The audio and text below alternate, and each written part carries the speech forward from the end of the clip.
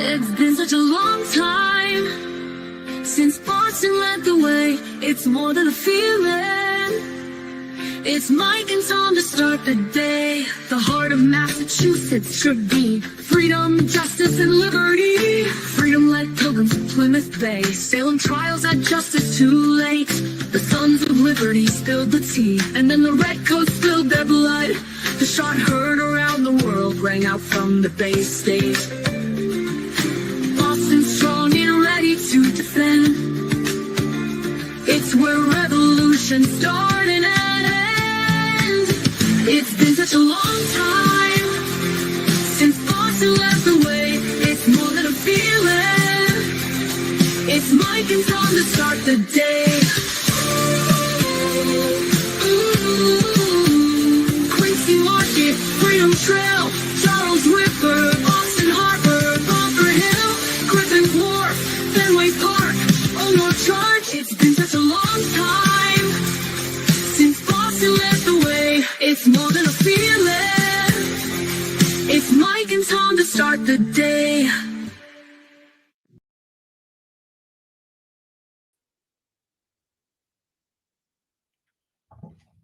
Good morning, everybody. Wow. Ugh. I hope everybody had a great weekend. And I'm small. No, I'm big. But if I do that, it messes the background up. Bang. Okay. There's a Venmo in the top right-hand corner, everybody. That's not to me. That's going to a separate thing altogether. And we're still putting it together. But well, hold on.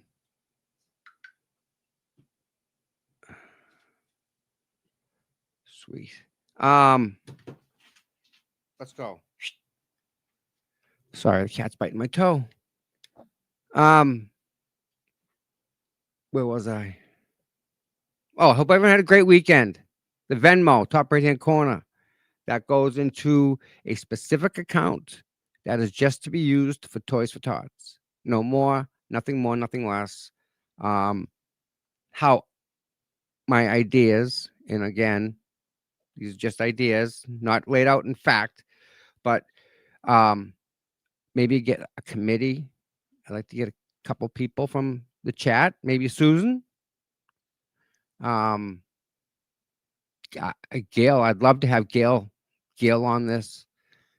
Whether we adopt some families or do a toy drive, how we're still, we'll get there when that time comes. But to get there, there's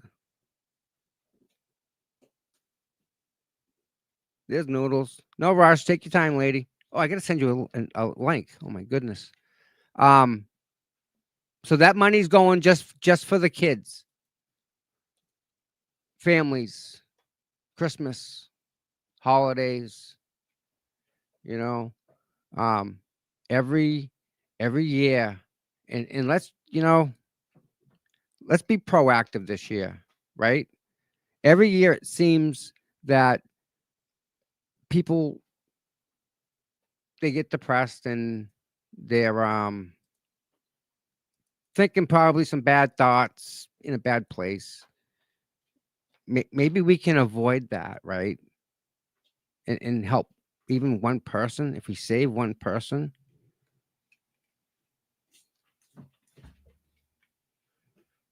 that one person, you don't know how that could change, right? But maybe we keep them around a little longer.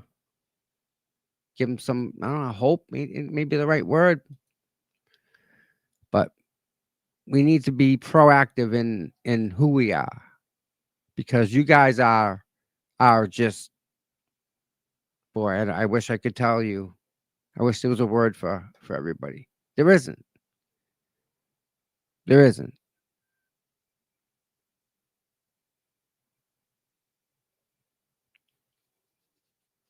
All right, let me go. I sent myself a couple things I wanted to go over before we start this whole thing. But that whole Venmo thing is that's we're gonna do some really amazing things this holiday. What is this? Do. Boom. Good morning. Oh, she muted. There you go. Good morning, all. Hi. Hi. I think I'm frozen to death right now. I was gonna say, other than the weather, how was your weekend? It was good. Did a lot of baking yesterday. Made cream cheese banana bread, regular banana bread, and apple crisp. Nice. Yeah. Wow. That's what moms do, I guess. Yeah, it was a good day with the kiddos. Yeah. Good deal. How was your weekend? Good. Very relaxing. And very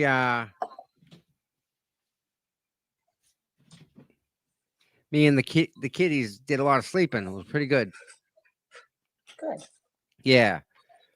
I sent myself a couple things I just want to go over before we start the stream, right?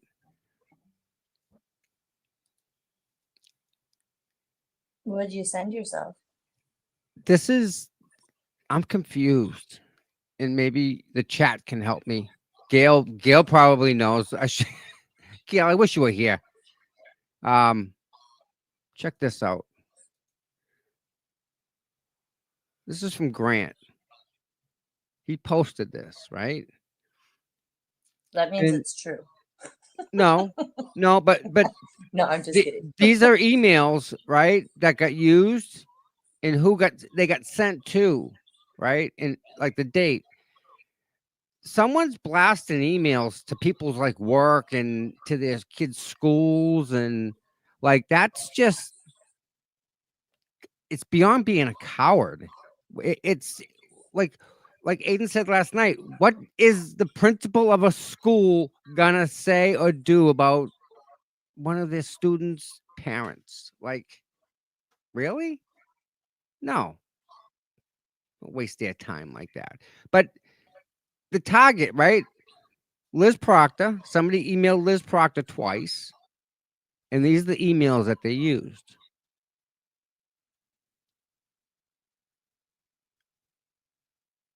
Bay State. I thought somebody was saying this was Esty that did this.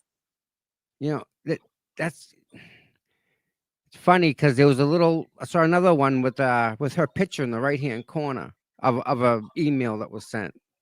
Like how your photo, like your little avatar goes wherever you are, whatever app you're using, it gets put in the corner. Oh, yep. Yeah. But this is just like Deanna Corby. If you people know who Deanna is, man, if you see a Karen Reed banner, the big ones that are made out of a sheet, right? Those are hers. She made those. The big sheets that say free Karen Reed, the ones you can't miss, driving down the highway. You can see it from an exit away. Those. She made those. She's part of the Canton Nine. She got arrested for what? Being on a sidewalk and knowing her rights. The cops asked her, "What's your name?" I don't need to give it to you. Right. That's none of their business. None of their business. Morning, Rhonda. But she's out there in the rain, in the snow, at the standouts, making them big free Karen Reed signs, and someone's gonna email her kid's school over what? What did she do to somebody to make them email school? It's ridiculous. I mean, are we not in like upside down world here, everybody, or is it just me? It's all petty. It's not just that; it's all backwards. None of this stuff is like it's insanity. What else? I thought I saw something. I thought it was something else. I was going to. Oh, Just in my opinion, I think a lot of people just need to grow up. um, let me share this real quick. And I don't want to cover the story because this is the trigger warning. First, before I even do this, this is talking about Lindsay Clancy, and it's Tim Bradle's client, which doesn't make her innocent. Just because Bradle's got a track record of defending innocent people, this girl is not that. This girl has problems that are beyond how come you didn't pick up the phone? Legitimately demons. Demons. This lady had demons in her head. And she went and she hurt her children and then jumped out the window. I feel bad for her, and I feel bad for her husband, and I feel really bad for those children because they did not deserve it, but she needed the help. And the medication that she was on was an abundance of A lot. mind messing crap. So that what she did proves Kelsey's defense. Do you see how I'm linking the two together? Yes. Like it's a legitimate thing here. Like this isn't something that we're gonna say I have a false memory. We're not gonna no. This is a legitimate thing. This is a true thing that this lady dealt with and Kelsey dealt with it, and I'm thankful that I don't have to, but I'm still that it's still a thing. So let's check this. Let me share the screen. Just a heads up before we start talking about it real quick. Lawyers for Lindsay Marie Clancy, a 35-year-old Massachusetts woman charged with killing her 3 young children in a tragic 2003 incident, have filed a motion to relocate her upcoming murder trial from Plymouth County to Boston, citing overwhelming local media coverage that they say has poisoned the jury pool. So before I read any more, you think that's true? From where you're at, Noodles? Can you repeat that? Hey, do you can think you? the jury pool is tainted for the Lindsay Clancy trial already? Do you think that? No, I don't. Okay. I mean, how could they? For Lindsay? Yeah. But how could they? So this is where it gets good. Clancy, a former nurse from the coastal town Duxbury, is scheduled to go on trial starting February 9th, 2026 in Plymouth Superior Court on 3 counts, each first-degree murder and strangulation in connection with the deaths of her children, 5-year-old Laura, 3-year-old Dawson, and 8-month-old son, Callan. She pleaded not guilty to all charges and remains in custody at a state hospital where she has been since the incident left her paralyzed from the waist down. The case stems from the case stems from the evening of January 24th, when Clancy allegedly strangled her children with exercise bands before jumping from a second-story window of the family's home in an apparent attempt to take her own life. Her husband, Patrick, returned home from work to a horrific scene. Cora and Callan lying in the den, Dawson in his home office, each with ligature marks around their necks.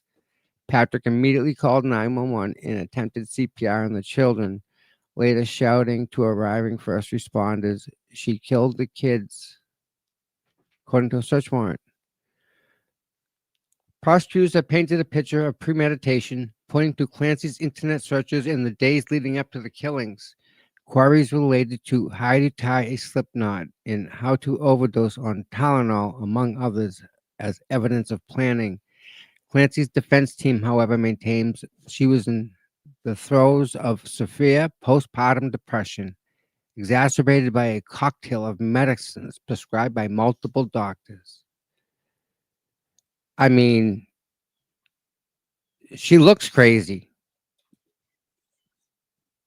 I that case is so hard to pick sides because postpartum is a huge thing, and all the medication that she was on, it didn't help it by any means at all. So Right. But where's the stopgap? Who's in charge of making that sure that doesn't happen? well, that's supposed to be the doctors, obviously, and they did not like really protect her from anything. So I wouldn't say that it's premeditated. I think Thank you that's for going a little too far.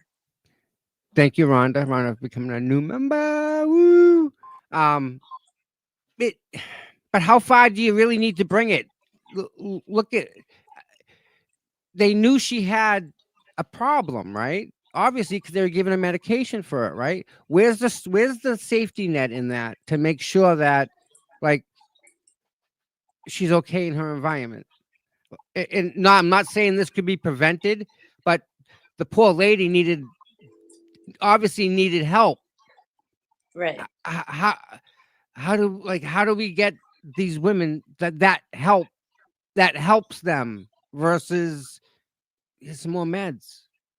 A lot of women need to speak out more than they do. I mean, a lot of women are so ashamed of it because they feel that Right, like I ha- RVA said, he's never thought of hurting a child. Neither have I. But right, in this lady's a mother, that should be the farthest thing from her head, but it wasn't. Like, so we know that was broken. How and they were trying to fix it, but was that is there's got to be there should be a stopgap or something so that they can better monitor these women that need it. I kind of wish her husband would have spoke up a little bit more too. Her husband, the guy hasn't left her side. No, He was I'm saying next to her during the before. arraignment. Yeah. What I think is and this is how bad it was. Yeah, she planned. They ordered pizza. She sent him to go get it. That's got her the time, and she waited for him to come home. He saw her jump. That guy. I hope he gets help. He's got to be just 8 ways to Sunday. Horrific. I mean, really, Well, right? The he poor didn't see husband. her he didn't see her jump. Yeah. Oh He no, got he back saw her home. jump when Oh, she waited for him to get home. oh, I thought it was he went in the house, called out her name, didn't get anything back, like the house was really quiet.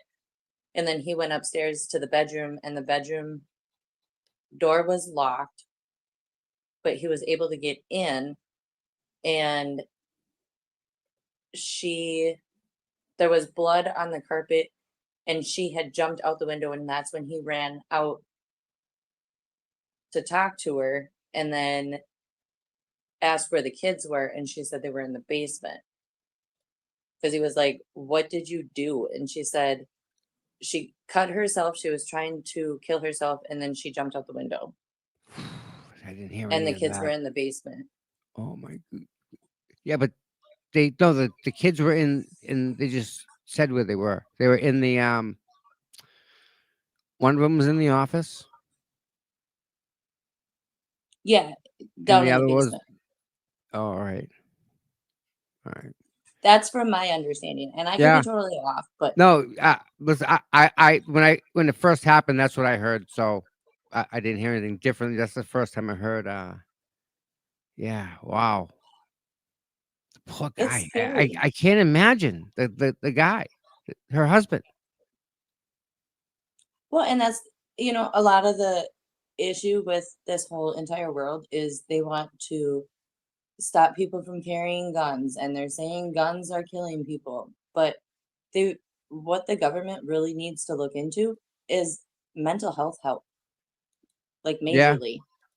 yeah, I agree with that. It definitely not doesn't gonna hurt. No way. No, they need to put forth more effort towards mental health versus trying to take guns away from people. Yeah, Since when does a gun get up, walk around, and shoot people or pew pew people? Like, right. Well, there's somebody behind it. There's always somebody behind it.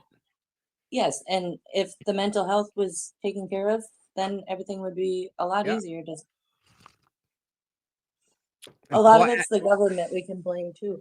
but at the let's let's swing back around to Canton, back to where we're going. Right. You got Divine who preyed on all these little girls. That poor girl, Ashley Bell. Have you heard her? What she says? Horrific. Absolutely, just horrific. Ugh.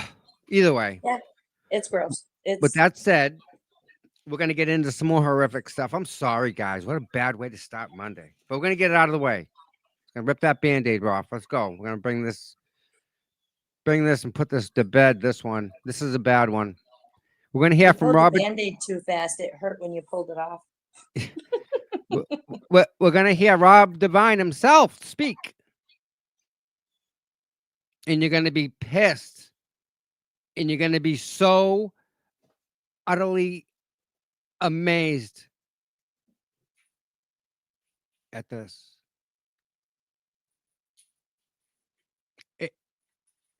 Trigger warning. This is going to be horrific. But this is the cop that he was trusted. We paid this guy a lot of money to trust. To do So the when right is he thing. gonna get arrested? Again,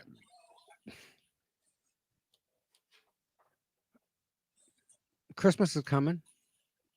Santa. Santa, please. Santa. But I mean, he's part of this whole thing. All right. Here we go. Smile. Raise your right hand, please. You swear to tell the truth, the whole truth, and nothing but the truth. All right, may I have a seat?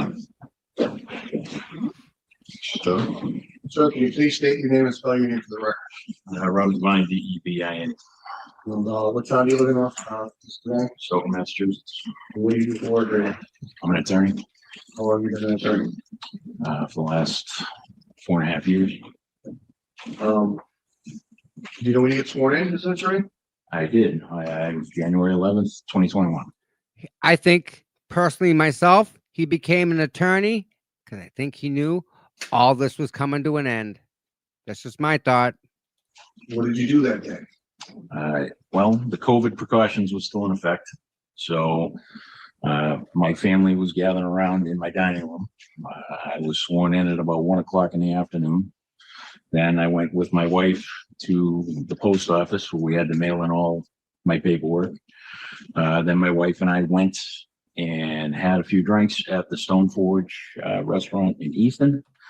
We came home, picked up. Love that place, by the way. If you've ever been there, Stone Forge, and it's so good. My 2 kids, and we went in town for dinner at one steakhouse that evening. Spent the whole day with your wife. The entire day.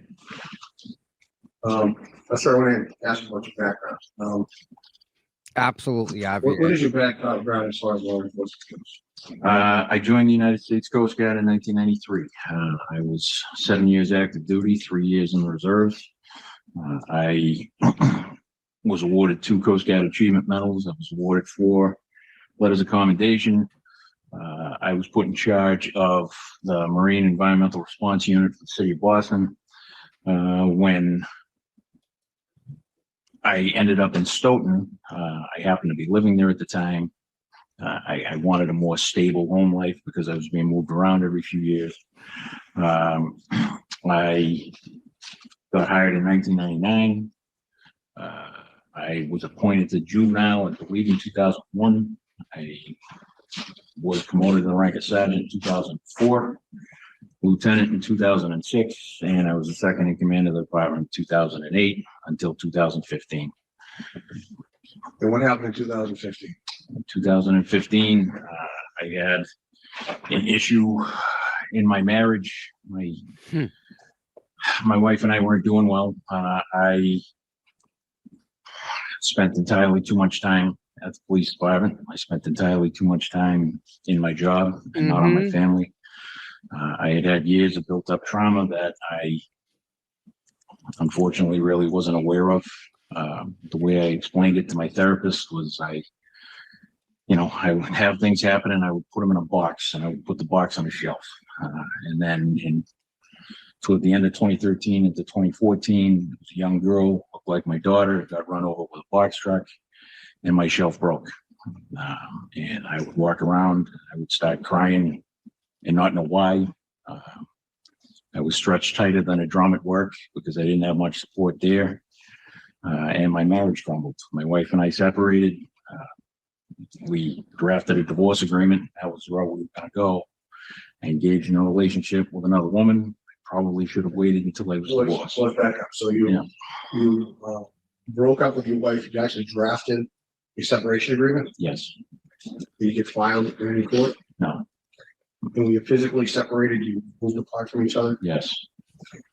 And after you moved apart, did you have a relationship with another woman? I did. And okay, and after starting a relationship with that woman, what happened? We dated for 4 to 6 months, maybe.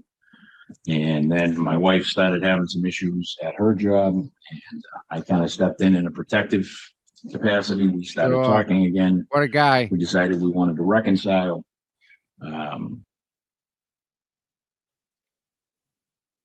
That's them, not me. Okay, so you asked for what? Asked someone at the department to do something for you? Yeah, I asked, I asked one of my detectives who specialized in pulls if she could do a pull with my cell phone because I just want. Javier, you made a good point. This starts with who the person is, right? There's pieces of paper from a 12-year-old girls with hearts saying, I love RD. These are young girls that he's in charge of. That's just not right. And by the way, we're going to tear into the DA's ass later on. That lawyer from like South Carolina, I think North Carolina, getting all those documents, Marby. Oh, yeah. The Norfolk County DA is trying to take her law license for sharing the information that proves that they're corrupt.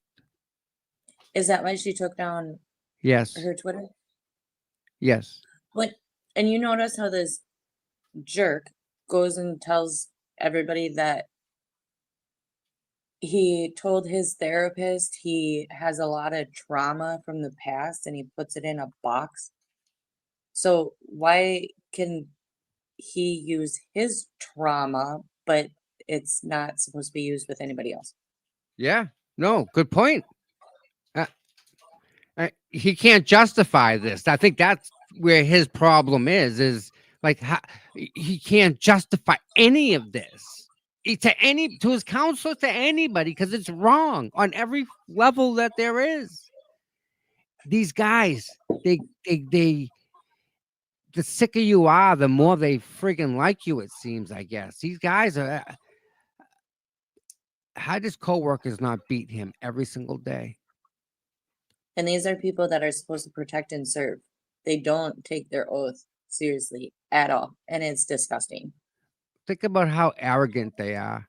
That Proctor went up there and said what he said, knowing it was wrong. So he lied. And everyone up there lying, Colin lying. How much arrogance and balls does it take? He can lie all he wants because you know what? He'll never get prosecuted on it.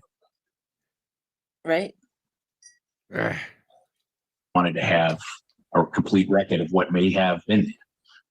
I know we've had some luck with pulling some, deleted messages and things like that. That's what I was trying to do. I was put on administrative leave in 2015. I was completely honest with the investigator, and I ended up being disciplined for abusing my authority and conduct on becoming a police officer. And I lost my rank as deputy chief, and I served a 60-day suspension. Oh, that's Now, it. As far as He broke the law. violations, sir, what were the violations for? What did you do for those violations? Actually, yeah. Again, it was, conduct on becoming is kind of a nebulous thing. They didn't like that I embarrassed the police department because it became very public. And the abuse of my authority was because I asked my detective to do the pull on my phone. So you asked somebody in the department to do a pull of the phone for what reason? Because I wanted to recover a complete record of my own phone. And you did that without seeking a correct authority within the department? Is that it? I mean, that's what the report said. I did talk to my boss about it, but it's not in there. So You didn't file an actual police report that resulted in somebody searching your I did, no, not for that. I did file an actual police report for a bouquet of flowers with a nasty note that was sent to my home. And that's what started most of this. So. Did you have a problem with your identity at that point? Regularly, not just me, my wife, my son. Unfortunately, every piece of social media we had was broken into. Every email account we had was broken into. My poor wife has to use an alias as a police officer in the city of Quincy because her Quincy police work email was being broken into so often. The Quincy police emails being broken into? That's a serious security breach, Quincy. Huh. Let me write that down. Why do I have a feeling that's just a cover up? We're going to find out. How's that? No, Quincy's just as dirty, guys. You don't even get it. Quincy's big department. Big. Quincy's like, you in Michigan? Like Minnesota. Lansing. Minnesota? Lansing? No. Michigan. Minnesota. It's not that big, though. It's not as big as Boston, but big town. Big town. A lot of immigrants go there. A lot of different ethnicities in Quincy. So it's very vast. That kind of sounds like Minneapolis. Wife's email got hacked repeatedly. Okay, and this is trial channel video 640-ish. By the way, please, everybody, let's all take a second. We're going to take a break here. Time out. Lots of that. Yep. You're right. You're absolutely right. So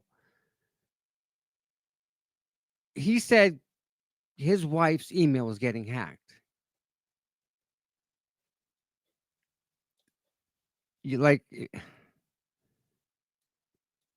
Regularly, not just me, my wife, my son. Unfortunately, every piece of social media we had was broken into. Every email account we had was broken into. My poor wife has to use an alias as a police officer in the city of Quincy because her Quincy police work email was being broken into so often. My son's accounts were being cloned. Yep. Okay. My accounts were being cloned. My family was getting harassing messages. My brother. Gail got it. Gail knows what's up. Allegedly from me telling my sister-in-law that he was cheating on him. True. I mean, it wouldn't stop. I got pictures of text messages that allegedly came from me. I'm sorry. I got sidetracked here. Can everyone do a second and just make sure that they're subbed to the trial channel? These guys are wonderful. They got this footage. They throw it up for us to use. Make sure you sub to them. A thank you note would be great if you got a little time, but they're just wonderful to be able to let us have this and show the whole world. Morning, Peppa. Hope you're feeling good. Hope you're having a good day. Send my love to Brutus, my buddy. And yes, Beverly and Mr. Morrissey grew up, are involved, extremely active in the city of Quincy. It's a city. So yeah, Quincy's dirty. You know how he's doing the whole poor me, poor my wife, poor the police department, everything got hacked, poor us. How about they should have thought about that before the actual poor Sandra was groomed and unalived? I'm glad that he's saying this, and I'm gonna tell you why. In order to penetrate an email account, doesn't matter who it is, but in order to penetrate an email account, certain things have to happen. And it's all documented. You have all of it. It's all logged because it's all computerized. So if that's what he said, then there's definitely a paper trail to something as profound as being hacked. How does he know that his phone was hacked? How do you clone a phone? Does he actually know how to do it? Like, Probably how not. can he sit there? And I guarantee he doesn't have the technology background to be able to make that statement. But how can he sit there and say, I was hacked? Yeah, hacked. That means I can go and just type in the computer whatever I want and just say, yeah, I was hacked. Because it was probably Tully and Colleen Crawford telling him what to do and what to say. He can say whatever he wants because there's no repercussions. It's like Colin. He can say whatever he wants on the stand. So, That's gross. Guys, wait till you hear when he talks about Sandra. Oh, Spoofed by my own phone number that someone else sent me of messages that I allegedly sent. And on a regular basis for years, my wife would get screenshots of conversations that, someone would say, oh, yeah, hey, Bob's talking to this one. And, sometimes they would have a window where they could, make it plausible. And other times, my wife and I were in Florida, so I kept records of everything meticulously, probably up until 2016, 2017. But then it became clear I filed complaints with Facebook. I filed complaints with Yahoo. I filed complaints with Comcast. I filed complaints with Twitter. I filed complaints everywhere. And then it just became clear, did no good. So, I would keep some stuff here and there, but over the years, I don't have the treasure trove of what I should. So let me back up. What time frame are we talking? Oh, this went on from 2015 until 2020, 2021. So as soon as you started your breakup with your girlfriend, Mhm. at that point, Yes. were you ever able to trace or track who was doing this to you?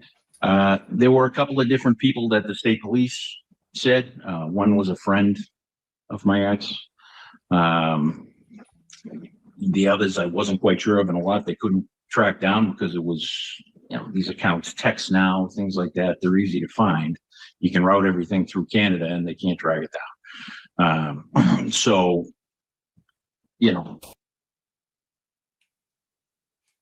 how's he know that? changed my phone number 4 times. I had to change my emails 3 times. My son's changed his phone number 5 times. My wife changed hers 3 times. It just hadn't stopped. No. What did the department do? What did the state police do for Ha. Yep, look at that. Blah, you? blah, blah. So one of the violations, correct me if I'm wrong. Can the witness finish the question Sorry. or his answer? Yeah, let's just wait till your lawyer's done. Yes, sir. So that would be a violation. Yes. And as a police officer, you should have done one. I should have reported it. You didn't report it. No, You didn't want her to be. I didn't want to get in trouble. No, So I just wanted to stop. that was part of the internal investigation report from 2015, correct? That's correct. And I want to back up. I started doing your background, and I don't think I finished. Do you have any letters of recommendation? Letters of commendation? I have 4 from the Coast Guard. I have multiple from the police department. You ever appointed supervisor of the year? Yeah, I was the supervisor of the year. I was also the police officer of the year as chosen by the VFW in my town. FBI Deployment Association? No, I was one of 11 instructors nationwide for the FBI Law Enforcement Executive Development Association. What does that mean? I basically teach chiefs how to be chiefs. Isn't that horrible? Think about that. Wow. What was your background in this? Well, frankly, when I got on my police department, it was a mess.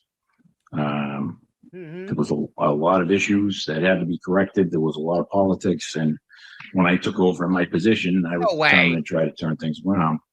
And one of the things we did You mean do they have that was politics get in the the police department department? fully certified. I managed to do that. You never And I think, right? managed to, Wow. at least in some measure, turn around the reputation of the department. You know, obviously I didn't help matters in 2015 myself. I mean, that's on me, but you know, the fact of the matter is that I did a pretty good job up to that point. I did. I want to go back to the 2015 Think internal about my investigation. arrogance. I did a great Um, job. Holy damn. You resolved that, right, sir? I did. And did you admit that you did anything in violation of the rules? I agreed to the conduct unbecoming and the abuse of authority. You need to bring your mic closer to you. Sorry, I missed what you said. I said I agreed to the conduct unbecoming and the use of, the abuse of authority. If we could bring up the original documents on page 632. You could scroll it down, scroll through it. You recognize this document, sir? You can scroll up.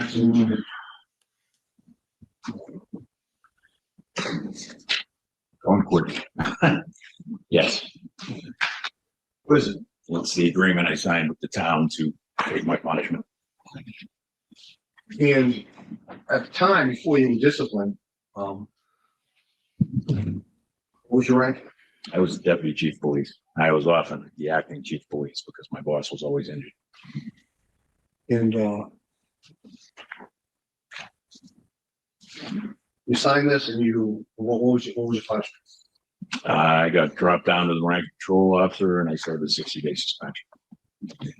And after you had the 60-day suspension, were you trying to get back into the workforce, into the department? I went back to work as a patrol officer Any issues about you going back to the department? the minute I got back.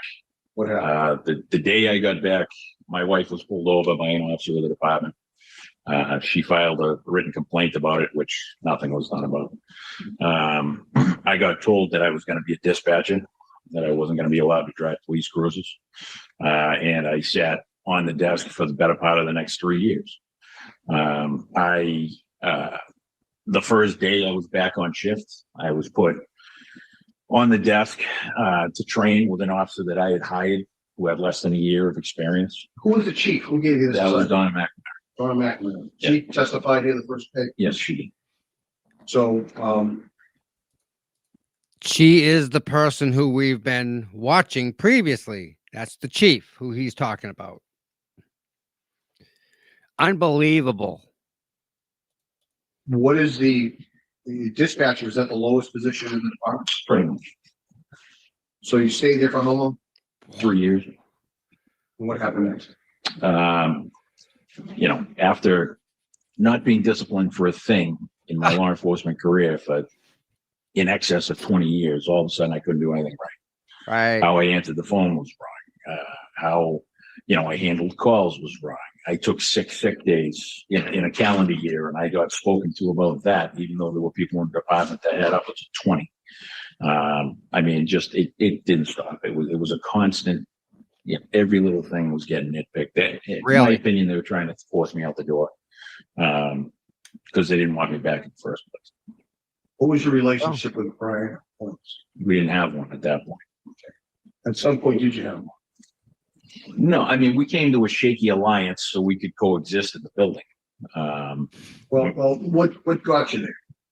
At some point, you didn't have a shaky alliance. No, I mean, we went to the police academy together. We were best friends. Okay. You know, we. How long were you best friends with Telus? Your Honor, Attorney Stowe's not letting the witness finish his answers. I agree. Just let him finish. You wait for his question, you wait for his answer, and we'll be fine. Okay. No, we were good friends. You know, our families traveled together. I was around his kids. He was around my kids. You know, we had a good relationship for a long time. How many kids do you have? Two. What are their names? Do they live with you? Doesn't anymore, but he did for a long time. In 2020, was he living with you? Yes. When did he move up? Well, he stayed with us throughout the COVID event. And then after everything started opening up again, he bought a condo in Marshfield. Do you know when he moved up? Into 2021, 2022, somewhere around there. After SB had passed? Yes. When did he live with you up until that? Well, from the time my wife and I bought the house until then, so 2001 until 2021? 2021, yeah. So who lived in the house in, say, March through August of 2020? Me, my wife, my son, my daughter, and my two dogs. I gotta pause this for a second. Sage Nunn, thank you so much. This is very thoughtful of you. Sage Nunn sent me a Cash App. Thank you so much. Well, that was sweet. Yes. Wow. Awesome. All right, back to this. Thank you. Thank you, Sage. Thank you, Sage. All right, here we go. But look at that smug look on his face. Look at him. Ugh. Two I dogs. also like how What they dogs do you have? can sit there and laugh during this. Yep. Like, it's so gross. How No- can you laugh? No It's regard not- for her, right? It's disregard, complete disregard. It's so gross. But I hope I play this with the hope that the people that watch this understand the people, because he is a snapshot of his environment at the police station. Every police station is like this. They're all dirty. They keep everything inside, in-house. Nobody knows nothing. And when they want you gone, they'll bust your chops. I have a King Shepherd and a German Shepherd who's a retired canine. How long have you had those two German Shepherds? The retired canine is 6. We've had him about 6 years. And the King Shepherd we've had for 5. So in 2020, would you have had two dogs living at home with you? Yes. And are they noisy? They're very noisy. The slightest thing sets them off. My neighbors walking down the street set them off. It is not a quiet house. Now, I want to get back to the relationship with Brian Holmes. You said you were friends, good friends at one point, traveled together? Yeah. And where had you gone together? I mean, he had a house in Wareham, you know, so we would go down there on the weekends here and there. And other than that, it was just, you know, going to sports games together, things like that, just stuff that guys do. And at some point, there was a break relationship. Is that Yes, right? that's What correct. happened? I can't remember the exact year, but I was still the deputy chief of police. There was a friend of his who was a former police officer who had been sent to jail, and he got an appeal. You know, I testified at his first trial, so I was called to testify at his second trial. He had a new attorney because his first attorney had passed away, and this attorney wanted me to testify to some things that I just wasn't comfortable testifying to. So they didn't call me to stand. The next day, Brian burst into my office, red-faced, yelling that I left this guy out to dry, and how could I? And how could you leave him hanging? Almost exactly what he said here, last month. And from that moment on, we just weren't right. What year was that? I'm not sure. Like I said, I was still in charge, so it might have been. Javier, this is him fighting not to be on the Brady list and to keep his certification. This is what this whole thing is about. He's trying to keep his certification so that he can do the legal part of doing legal for police is you need to be certified. If he loses the certification, he can't be an attorney. So he became an attorney to protect himself, I believe. Here you go. 13, 14-ish, somewhere around there. And what happened next with regard to your election? Absolutely. I came back to work. He and I didn't speak. It was very cold shoulder. A lot of the supervisors shunned me in general. I was told by one that I intimidate them all, so they're not going to talk to me, which I didn't understand. They all outranked me at the time. And then my father passed away, and it was probably a year after his father had passed away. And he actually did approach me, and he handed me a St. Patrick's coin, and he said he was sorry, and could we try to exist in the building together? And I said, yeah, that's fine. I said, I think we need to go and talk some things out, but for now we can try and call it truce. That conversation never took place, and the conditions really didn't change all that much, but that was the incident that we could at least speak. Was there an incident involving your daughter? Shortly after I came back, the police department, most of us in my age group, we all That had too, kids. yes. And unfortunately, when you have two-income homes, sometimes the kids got dropped at the station until you left work. So my daughter got dropped one day. She was about 8.5. The school resource officer saw her and allowed her into her office, gave her crayons and a piece of paper, and she was in their drawer. Well, right next to the school resource officer's office is a bank of mailboxes, and one of them close by, unfortunately, said Holmes. So my daughter, wanting to protect her dad, I'm a Star Trek fan. I watch it all the time. And she heard a quote in there that she thought was cool. An 8-year-old. She wrote it on a piece of paper. She put it in his mailbox. 8-year-old. And that's the quote, something to the effect that vengeance is best served cold. Yes. How the What fuck's an 8-year-old know Uh, revenge is a dish served cold? How the fuck's an 8-year-old know about that? I call bullshit. Your 8-year-old right Because of there, Peppa? I mean, because of the Toodles? parents. But The parents would be the only reason that 8-year-old would know anything, just like that on this hidden true question, crime. how many 8-year-olds are writing with crayon justice? I mean, it's revenge is best served cold. I've never seen an 8-year-old write that in my life. Can they even spell at 8 years old? They can spell it 8, but Do they would know how to write- spell these words? No, they would not. Jesus. But that's like that Lauren Matthias or whatever from Hidden True Crime, where her 8-year-old is so scared that his mom is going to get killed. So he tells her, Mommy, if the bad guy comes at you, just run. Like, what? This freaking guy is blaming his kid. Yeah. It's gross. Holy good. I'd love to see the handwriting. You know what? I bet you it was cursive. Yeah, because they don't teach that in school anymore. I want to hear him do this again. we could at least speak. Was there an incident involving your daughter? Shortly after I came back, Shortly. the police department, most of us in my age group, we all had kids. And unfortunately, when you have two-income homes, sometimes the kids got dropped at the station until you left work. So my daughter got dropped one day. She was about 8.5.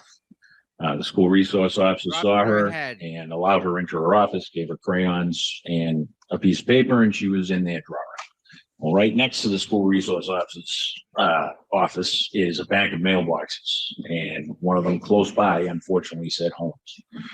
So my daughter, wanting to protect her dad, you know, I'm a Star Trek fan.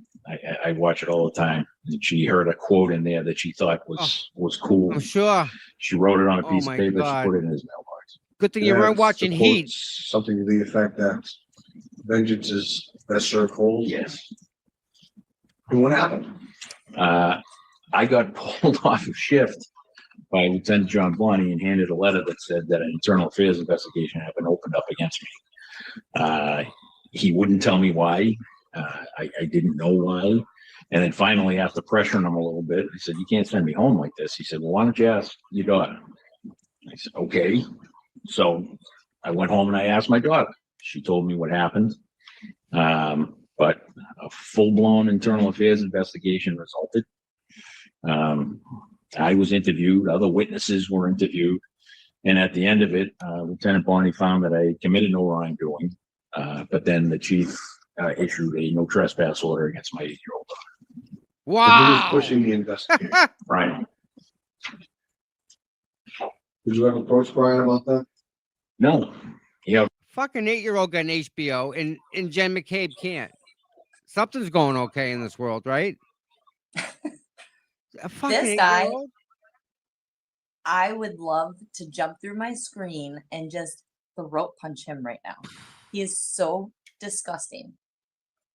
It's not me, right? This guy is bad, right? This guy is really bad. Okay. I Like just- really, really, really bad.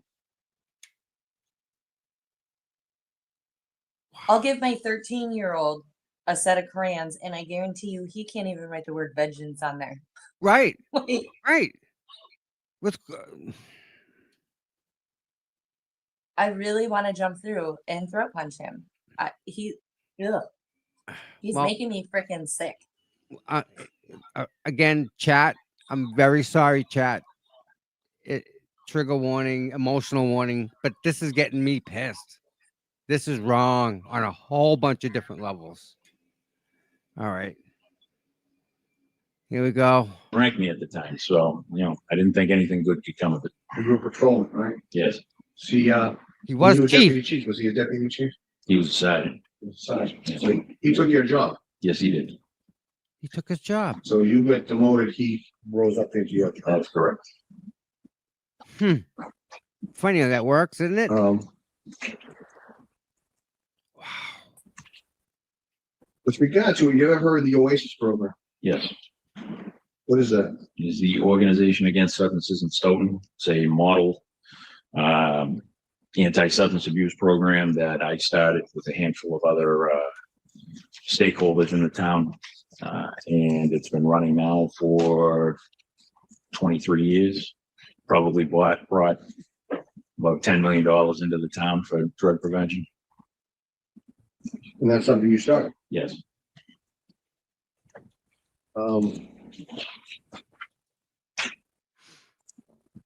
about the Explorers program? What is that? Well, I was working midnight, so I got approached by the police chief to ask if I wanted to become a juvenile officer. I had only been there a couple of years, so I didn't put in for the job. He approached me, but I wanted off midnight. So I said, well, if it's going to get me off midnights, then sure. What year was that? 2001, I think. So it was good. So you were looking for something to get off of midnight? Yeah, it was either 01 or 02. It was in that ballpark. But I just wanted off midnights. But he told me with that job came the Explorers program and the Open Gym program. And the Explorers, I'm doing great. originally it was a scouting outfit, and I have no experience of that whatsoever. There were, probably about 10 kids in it when I first took over, and I didn't really know what to do with it. So I asked them what they wanted to do, and I floated the idea of maybe, a junior police academy. They jumped on that. And, I had some experience doing it in the service, and I created a 10-week program that was centered around discipline and learning the ins and outs of police work.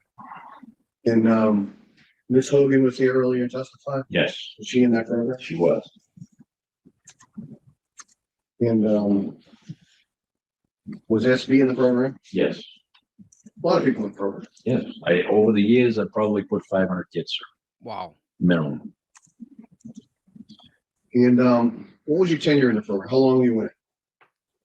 Well, I ran it as part of being a juvenile officer from the time I got appointed until the time I got promoted to sergeant in 2004.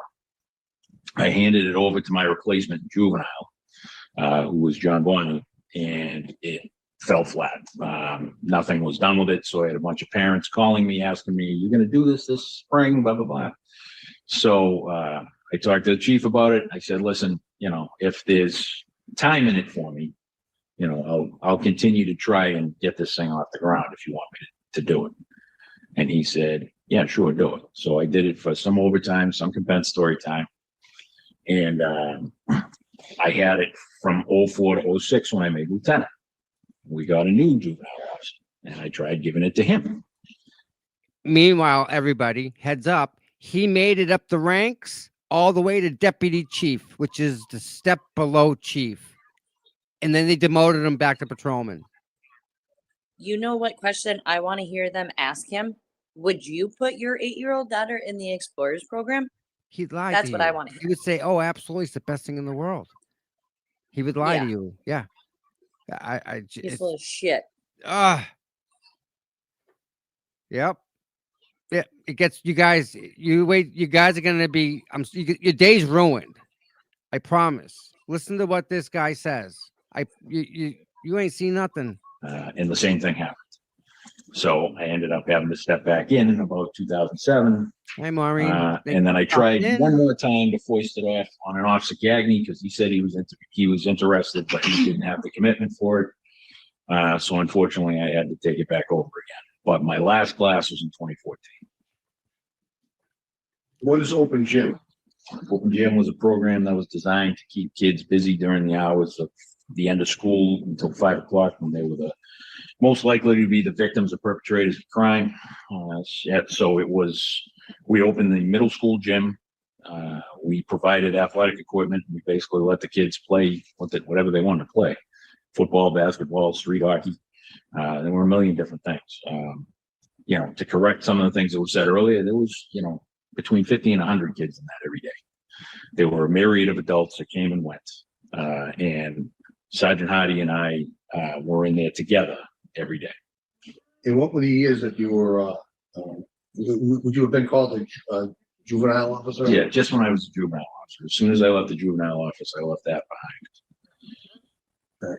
And what were the years? Probably 01, 02 to 04. 02 to 04 maybe? Yeah, it wasn't that long. It was only a couple of years while I was in the juvenile office. And did you have the opportunity back in 2002 to 2000? She was, but yes, Well, she's referenced in the IA report, is that correct, sir? that's correct. And please tell the judge about your relationship with her. I didn't have a relationship with her. She was obsessed. She would have people drive her by my house. She would look up my phone number. She would use the other kids' AOL accounts to try to talk to me under someone else's name. It was uncomfortable. There was a lot. It was just really uncomfortable with her. Did you reach out? I'm sorry. Please, I Yeah. get in trouble. So no, spoke to my wife about it, and so she was aware that I was uncomfortable with this kid, and we just had the basic, well, be careful, everything else. And, one of the big things when I worked in the school was I was never alone, ever. I was adamant about that, is that because it's a school, there's young kids, you don't want to be accused of things like this. And whenever I had to have a conversation with a student, it was with an assistant principal, it was with Roger Hardy, or it was with someone else. In this case that they brought up, I had high school volunteers there. I didn't have another police officer yet. So I had a conversation with her with an open door, with a sign-in desk behind me, with hundreds of kids coming and going, taking equipment out. But I didn't want to embarrass her either. So I was trying to give her some privacy. Well, what was the issue? Her mother came in to talk to me. She said, listen, my daughter's not doing well. Her and her husband will get divorced. Could you speak to her? And I said, well, I don't know what good that's going to do. She goes, well, you don't understand. You mean a lot to her. I said, well, why do I mean a lot to her? She said, you don't understand. You're on par with John Bon Jovi. You know, that's the exact word she used. She goes, and I would ask you to speak to her for me. I said, fine. After that conversation, again, I was a little uncomfortable. So in the open gym, there's an office, because I didn't have an office at the time. I got an office the next year. The door opens into the gym. Okay. And there's a desk up against it with the sign-in sheets right there, and the cage behind it. All right. Right. So I took her behind that desk as I was standing in an open doorway. And the first thing I said to her was, you know, there's a pretty good age gap here, right? And she got all red-faced and she stared at her feet and she said, yeah, I know. I said, your mother came to me all upset. She asked me to talk to you about, you know, the path you're walking down. I said, I don't know why you have this infatuation, but, you know, you're going to grow up. You know, you're going to turn 18 one day. You're gonna have boyfriends in high school. I'll be a distant memory. And she said, okay, all right. And please, you know, put some work into your schoolwork. You said infatuation. What did you understand what her infatuation was? Her mother told me that she was infatuated. Like I said, I was on par with John Bon Jovi. That's all I remember. Her mother was that she was infatuated with me and that she thought a conversation from me would be helpful in turning her around. Did you ever give her a hug? No. It's the last thing. What is your understanding about what her mother did with her as far as medical treatments? I don't know. I really didn't want anything to do with her, if I'm being honest. I asked the other officers I was working with if there were issues with her, if they could handle them.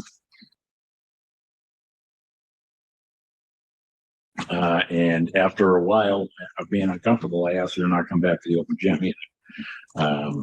I didn't want to be around her. With regard to the open gym, then, with regard to her, did you have any further contact with her after? After that, no.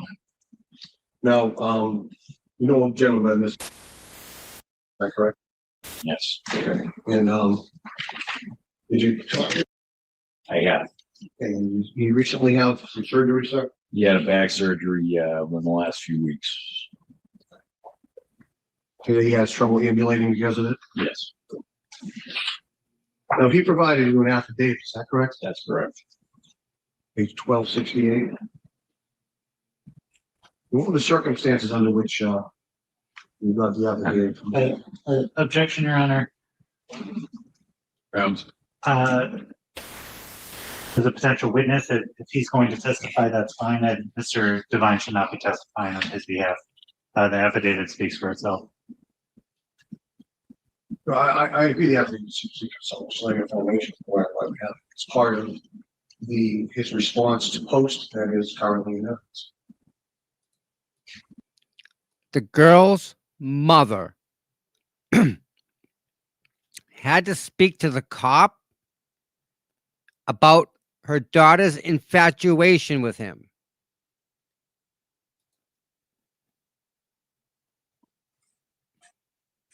Yeah. It's gross. I don't know what to say. He chuckles one more Yes. time, and I swear I will end up jumping through my screen. You know, I skipped through this a little bit when I was previewing it, and there was one part I've never seen such. It's not even arrogance. It's contempt. It's disdain for somebody. You'll see. Was part of the response provided to post, which Well, that's fine. You can tell how it was submitted or created, but in terms of the substance of it, we'll stick with the affidavit. Right. Words of the affidavit. Right? So, Let's try to lay foundational work in. go ahead. Sir, document, So there's no expectation that he's gonna appear live. no. Mr. Devine, I want to show you an affidavit of here. Is, how is it you came to get this document, sir? Well, called me probably 10 years prior, Prior to what? prior to this post. It's probably somewhere in the vicinity of 2013, 2014. I was still on Facebook at the time. So was he. We were Facebook friends. I hadn't seen him since high school, so it's not like we were hanging out. We were best buddies. You know, I would talk to him here and there on Facebook. He called me and he said, hey, you know, can I have your phone number? Something disturbed me. Can I talk to you about it? I said, sure. So I called him and he asked me if I knew. I said, I do. I wish I didn't. You know, I said, why? He said he was newly back in the dating game. He was trying some dating apps and he matched with this woman. And they went out and. So is this the substance of the affidavit? I don't know. Well, it's what I was told. No, hold on. Talk to your lawyer. Yeah, Judge, I think there is in the affidavit. So that's where it comes from. I don't want the witness to be testifying about what somebody else said if in fact the affidavit is available. Right. And this goes to use, this is conversation, this isn't necessarily the affidavit. But there is information in the affidavit that's overlapping. The screen's the way it is because that's This how is just they set conversation. it up. Just so you know. A hearsay conversation. but That's referenced that he discusses in the affidavit. Yes. So let's get it from the affidavit. So you had a conversation with him and you've read the affidavit, is that correct? Yes, The information that he provided you is in the affidavit. yes. How is it you got the affidavit from him? Once I found out through post that made allegations against me, I remembered the conversation that I had with him. So I called him and I asked him if he'd be willing to make a statement about it. And he said, absolutely. And he generated that. Did you write that or did he write that? I gave him a framework. I Framework. told him to just write down what Yeah, sure. Did he type it out? Or did Yeah. you type it out? No, he typed it out, but I gave him like a template that I used. So Okay. So Where's that at?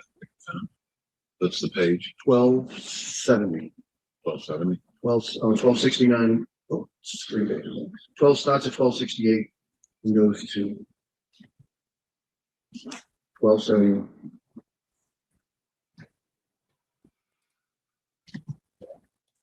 Why don't you just keep this thing a little larger so I can take a minute to read it? So on that line of questions, sir, you talked about post investigation, but I want to actually back up. How was it you learned to know SB? she joined the Explorers program. Do you know when she joined? I don't know the year. She was around 13, I think. And how was she as an explorer? She was tough. You know, the program is built on discipline, and she didn't take to that all that well. She didn't have the physical fitness to keep up with a lot of the other kids, but she did try hard. I had a lot of kids in the program that, for lack of a better way to put it, they gravitated to it because they had nowhere else to go. She was kind of one of them. Now, you told us a little bit about the structure of the explorers program. Who did you have as instructors or participants as far as teaching? Or Half the department, and including my wife. did your wife work with you? Yes. In what capacity? When I needed certain things taught, I would ask if she would come down and volunteer to do it, which she did. In exchange for a nice letter I had a boy sent to her chief, but I mean, Brian Holmes was an instructor. Donna McNamara was an instructor. The Firewall brothers were instructors. Lieutenant Hardy was an instructor. Billy Tracy was an instructor. Jay Owens, Dan McGowan. I mean, I could go down the list. It was pretty open to just about anyone who had some level of knowledge that I could take advantage of, and it spared me from having to teach every class. So his try to wife get others to knew buy everything those. that was going on as You- well? Yes. Yes, How old are these? his wife is the one that he said that he had an affair with the girl. They broke up and they got back together. This is after they got together again. So his wife So knows the whole deal. she knew that this grooming was going on also? I'm not sure she knew the grooming was going on. I do know that his interaction with the younger girls was a problem to a point that his wife even knew about it. Ick. Yep. So she needs to go also. Again, she's supporting her man who we're looking at right here and their kids who have quite the vocabulary at 8 years old. Yeah. Amazing, isn't it? I guess that's what police officer kids are like though, They right? can do I whatever mean- they want. They get away with a lot of stuff. Well, not just police officers. I mean, anybody that's involved with government and politics and their kids can get away with anything. We're going to check in on the wife later on with the little Freedom of Information request to the Quincy Police Department in regards to the hacking situation that went on. Good. Yeah, we'll figure that one out too. Here we go. Oh, real quick, everybody. The Venmo in the top right-hand corner is not to me. That is a Venmo specifically set aside for the Toys for Tot drive we're doing, whether we end up adopting some families, or getting toys or whatever. I would, real big picture thing, I would like maybe 2 or 3 people, you guys out there in the crowd, maybe Rhonda, Gail. I'd love to have you, Gail. Get like a little committee together and you guys decide what to do with it. I'll do the raising part. I'll raise it for you guys, right? And then you guys can take a family, take however, whatever. Like if we break it up like that, I think I can do more. Like if I just do the money raising thing. What do you think, Noodles?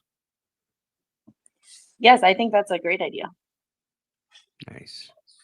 I think adopting a family definitely is, I think, more important than the Toys for Tots. Mm-hmm. Just in my opinion. Yeah. And you know, I like that idea on a lot of different levels. But I like the idea of maybe Secret Santa stuff. You know? Yes.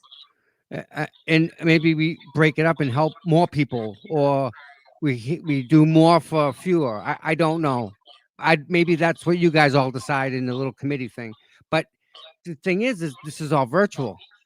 You guys don't got to go nowhere. You get in your freaking pajamas and have a meeting. It's pisser.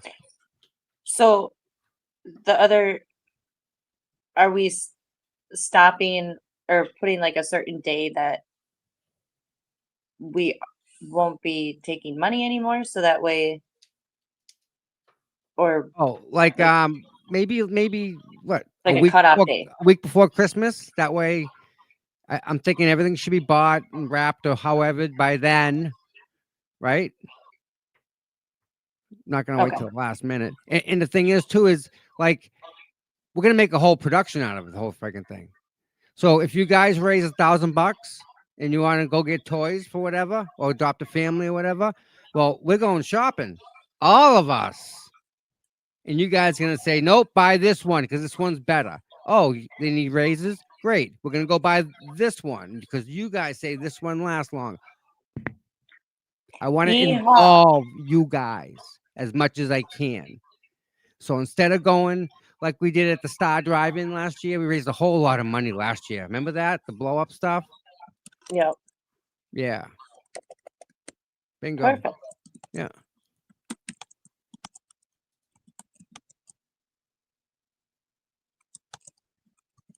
Right. Right. Exactly. Oh, poor Gail. I'm sorry, Gail. Well, for whatever it is, I value your opinion very much, Gail. So, get better, and then the next one we'll get you in the next one. How about that? Sound good? I like you. All right, Prayers, Gail. back to this. Ugh. All right, is everybody else situated? Because it's gonna get worse. I promise you, it's gonna get worse. Usually range between 13 and 18, 13 and 17, because usually the seniors will be. So And, with regard to SB, what experiences do you have teaching her within the program? she could be disruptive and she could be an issue. And some of that was maturity and some of that it's just she liked attention. But that was about it. Did you have any, friendly relationship with her when she was in the Explorers program? She was a student. That was it.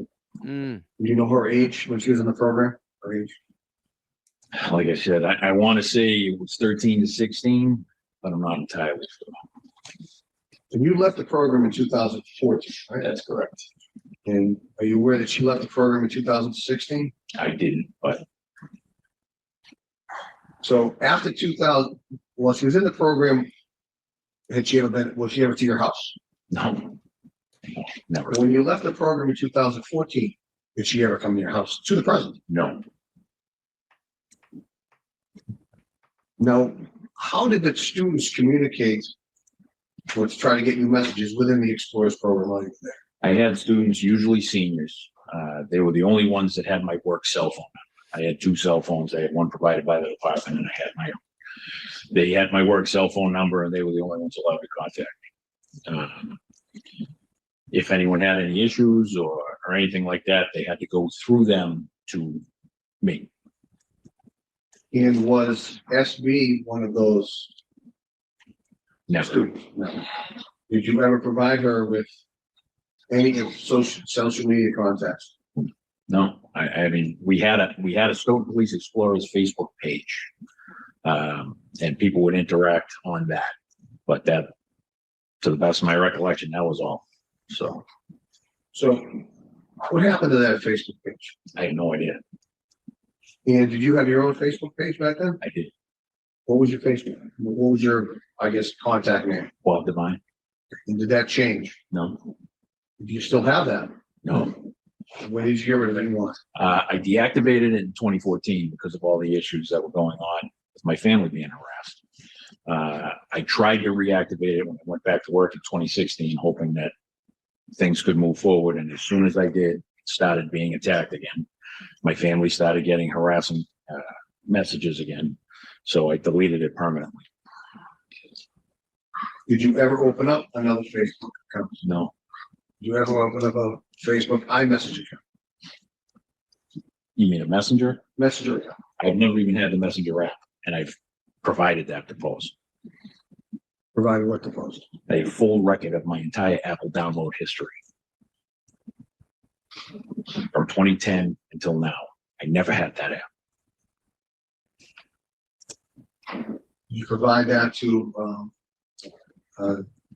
Mr. Holmes, Brian Holmes. I did. You did? Yep. When was that? When I returned my package with the 17 answers to the questions. Everything I provided to post, I provided to him first. Now, with regard to your wife was what's called a RAD instructor. Yes. What is that? Rape aggression defense. It's a women's self-defense program. And did SP partake or participate in her class? She participated in a class in Quincy, yes. When was that? I believe 2019. 2019? I believe so. And had you had any contact with SB between 2014 and 2019? No. Well, I mean, other than, no, because I was still inside. It was still in the desk. No. So describe for us your understanding of the incident. My wife was trying to teach her class like she normally does, and she teaches about one a week. And she's an animated instructor, but the class has to be structured, and was having a tough time sticking with that structure. So after the class was over, SB walked up to my wife and asked for her phone number and said, "Could you mentor me?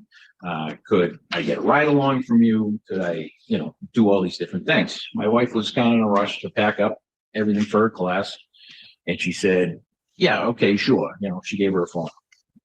She came home, she talked to me, she asked me if I had heard this name before. And I said, "Yeah." I said, "Why?" She was in my class. I said, "Okay." She goes, "Well, she was looking for me to mentor her." I said, "Absolutely not." I said, "Don't do that." And she asked me why. And I said, "Because every time a police officer gives her contact information, it never stops. That she ends up having to be blocked."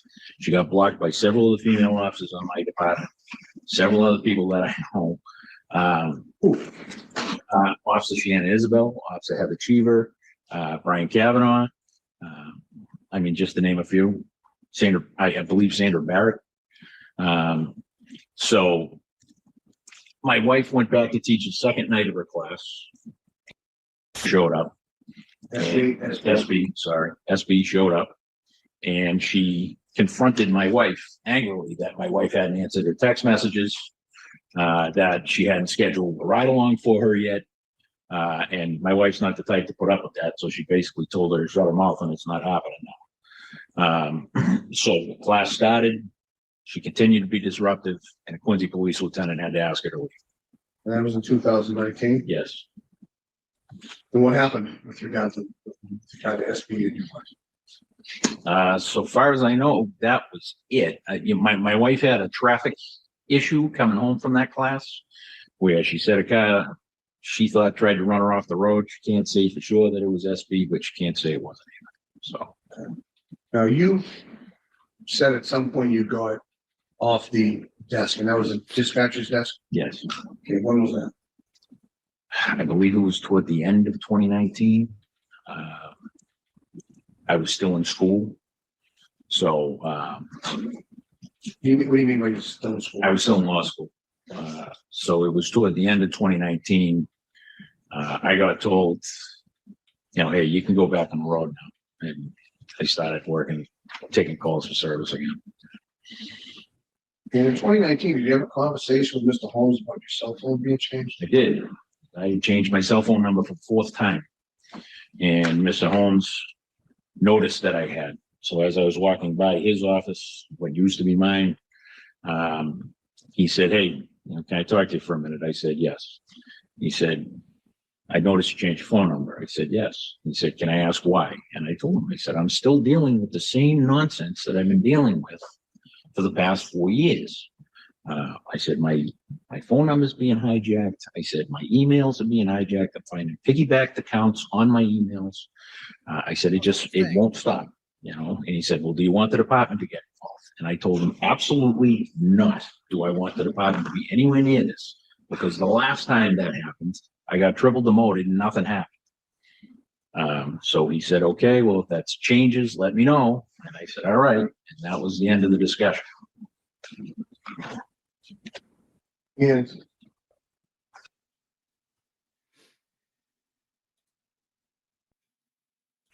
now, VA, let me tell you a little story, Fud. I always wanted to be a police officer my whole life. Hung around with cops' kids. We just go and take guns, go shoot them. No, we didn't have licenses to carry or nothing like that. No problem. Hung around cops my whole life. In my yearbook, my goal to be a cop. I took the civil service test and I freaking aced it. Nailed it. So they called for the list, and I was one of the people that got hired. Best thing in the world, over the freaking mountains. So happy. Go to the academy. They teach you all the stuff you need to know.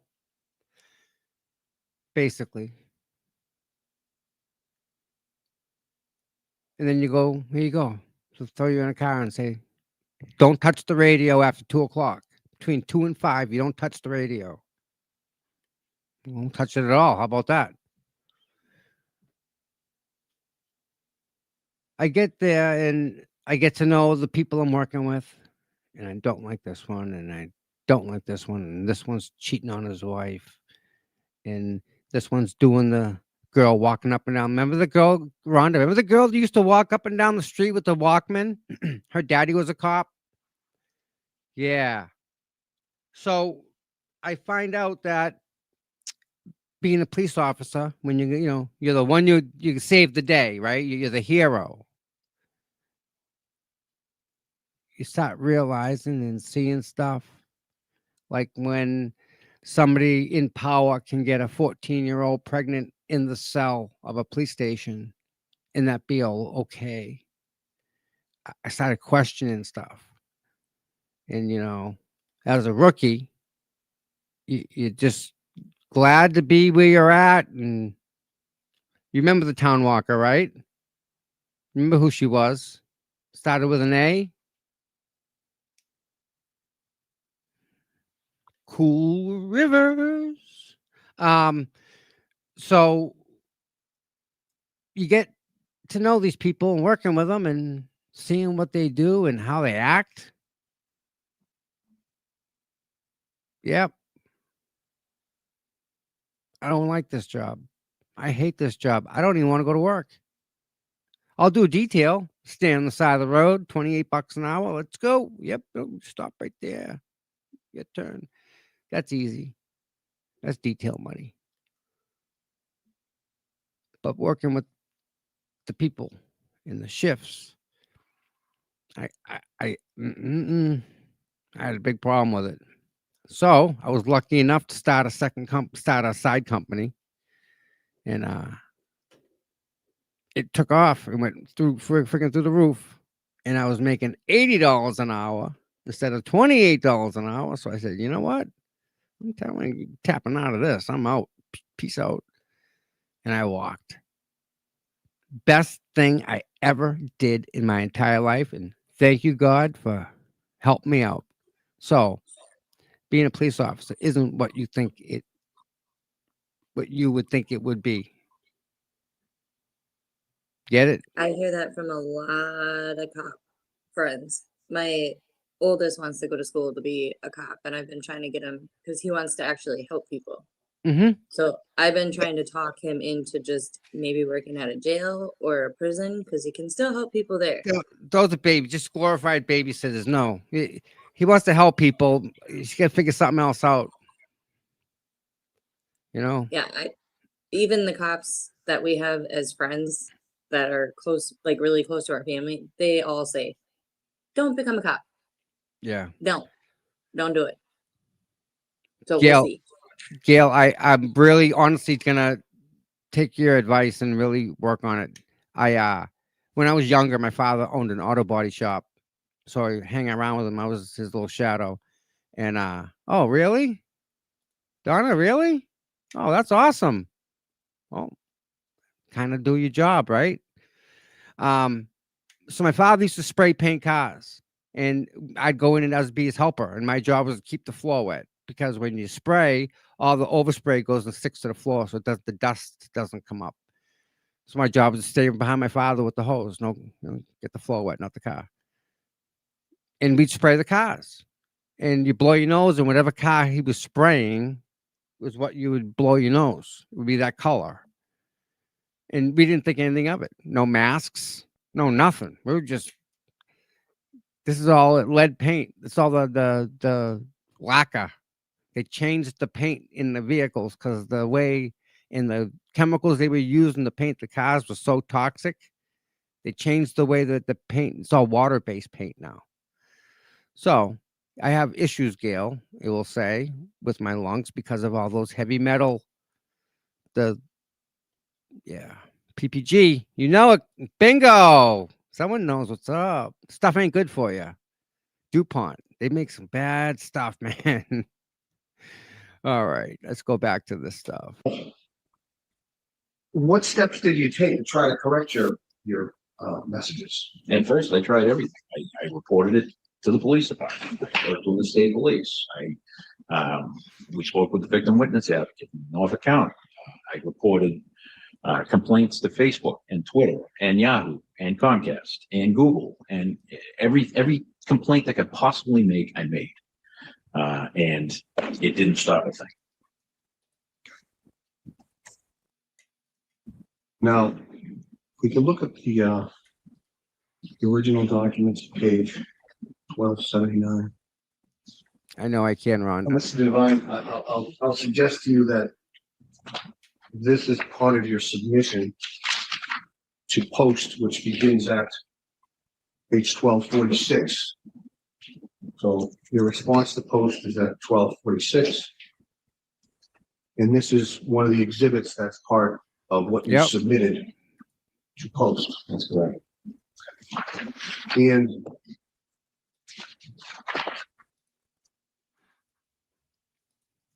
Better colors too. So I lost my temper and I No. sent that back to them.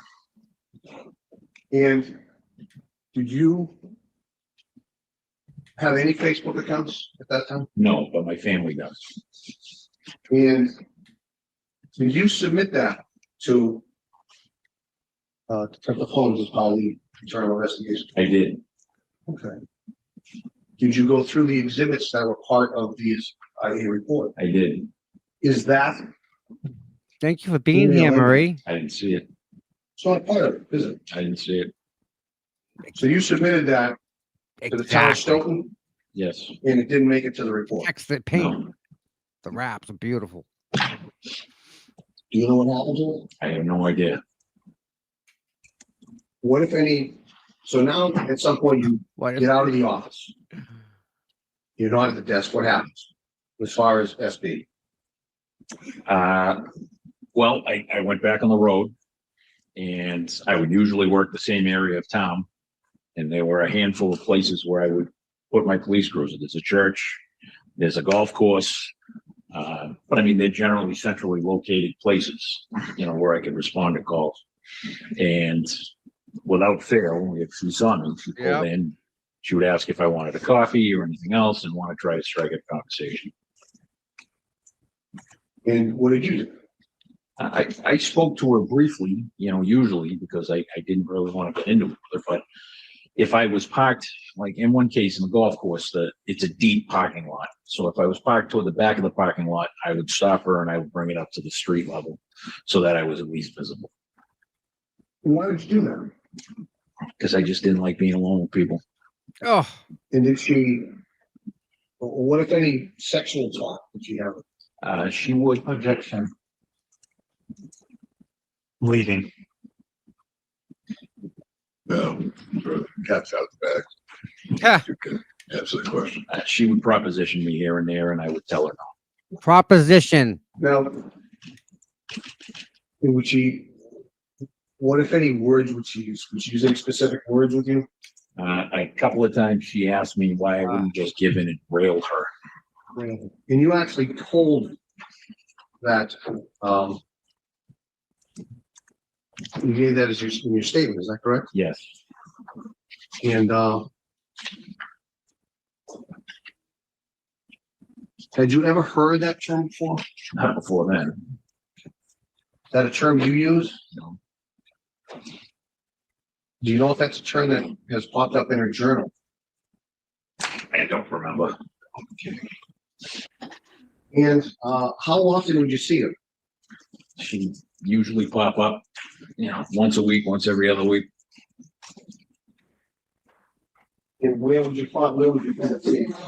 The same places I usually put my police. Did she ever show up with somebody? Not that I remember. Just for clarification, what period of time are we talking about now? This would be beginning of 2020 until she passed. Till she passed. How often would you see her? Like I said, once a week, maybe once every other week. And would you ever see her outside of work? Never.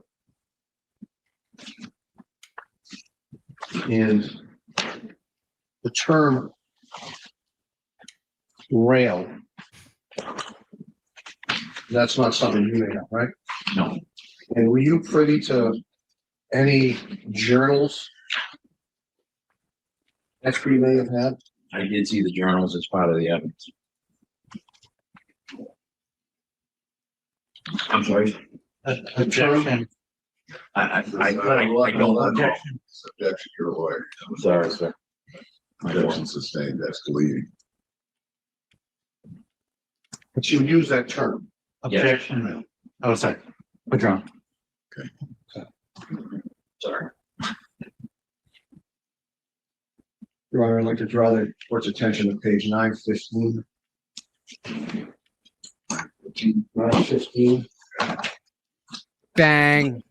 part of the journal. I'm going to object to this if the witness is saying that he doesn't recall.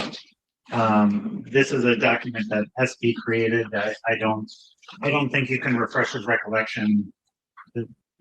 Based on an exhibit that he reviewed to testify that somebody else drafted. Right, here. If this is an evidence, it's an evidence. It's an evidence. Yeah, but what's the point? Well, that's not a term that you made up, right? No. That's also. We have an objection, give me a chance to rule on it, and then we'll proceed from there. So that's all I'm doing is considering the fact this document is an evidence, and Yeah, just like. It's just that such an unusual term. right, you'll have time to argue. So.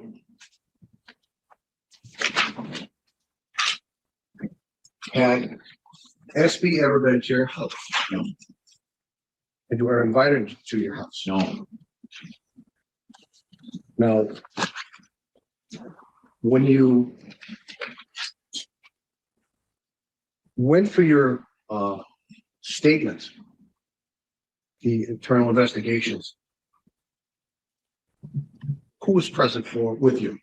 it's an attorney, Pat Bryant, and then investigator Little Lean and Freeze. And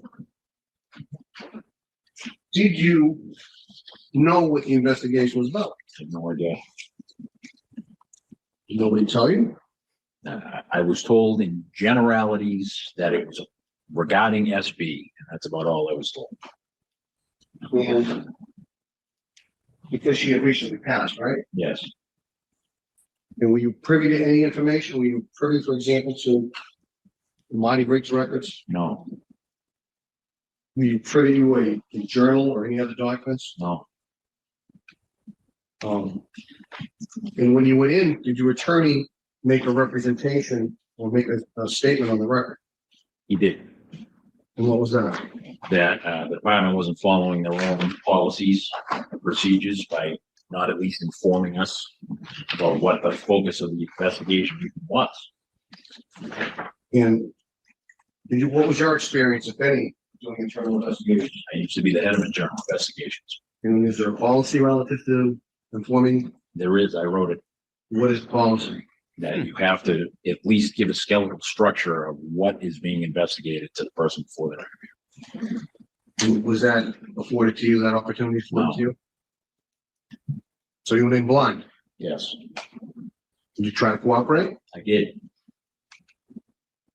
You provided statements to them? I did. Statements were true, to the best of your knowledge and ability? They were. Now, back to that. There was an incident that was alleged by, I believe it was Officer Tracy, Yes, and where there was and the IA report says there was a student in your office. yes, Do you recall that incident, sir? I do. Please tell the judge what happened. There was a 23-year-old spin instructor in her workout gear in my office who was going to help me work out the Explorers once they had all arrived. She is that description. She's a little older than 21. She did have short brown curly hair. Her name Wow. had nothing to do with It had nothing to do with what? nothing to do with Was she an explorer? At one point, but it was years prior. She was 23. Mhm. And she gone to college? I don't think she did because she was working as a spin instructor and a bartender. So I don't think she did go to college. Did you have a conversation with, I believe it was Officer Tracy afterwards? I did. What was the conversation? I told him, thanks, you almost cost me one of my best physical training instructors because she was offended that he was offended by what she was wearing. Now, Yep. describe the office you were in. It's right in the middle of the police department, visible to the dispatch area. I had a window in my door and I had two solid windows without shades next to it. You can see right in my office at all times.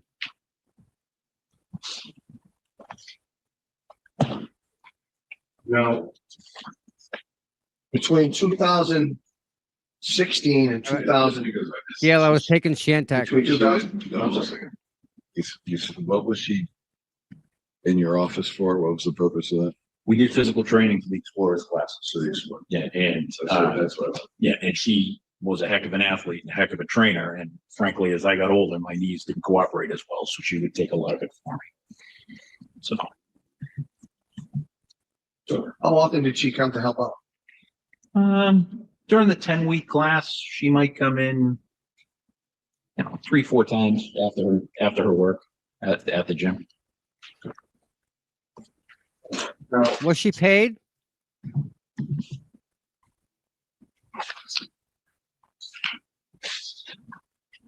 I want to talk about the interviews that we have. We have So before you go forward, you're gonna be going for a while, I assume. just, yeah, a little bit. I'm just thinking if this is a good breaking point, maybe we'll stop for the day and It is. continue tomorrow. All right. It is. All right, you may sit down. Thank you. Thank you, Your Honor. And we'll reconvene here at 10 o'clock tomorrow morning. Other than Mr. Devine, are you anticipating any other witness? No. See you tomorrow. We're not going to ask, I think we'll begin this process. We're going to do a closing, we can submit papers, a closing of papers. Well, I want you to see that the, I need to get I know. I'm sorry. So what's your preference?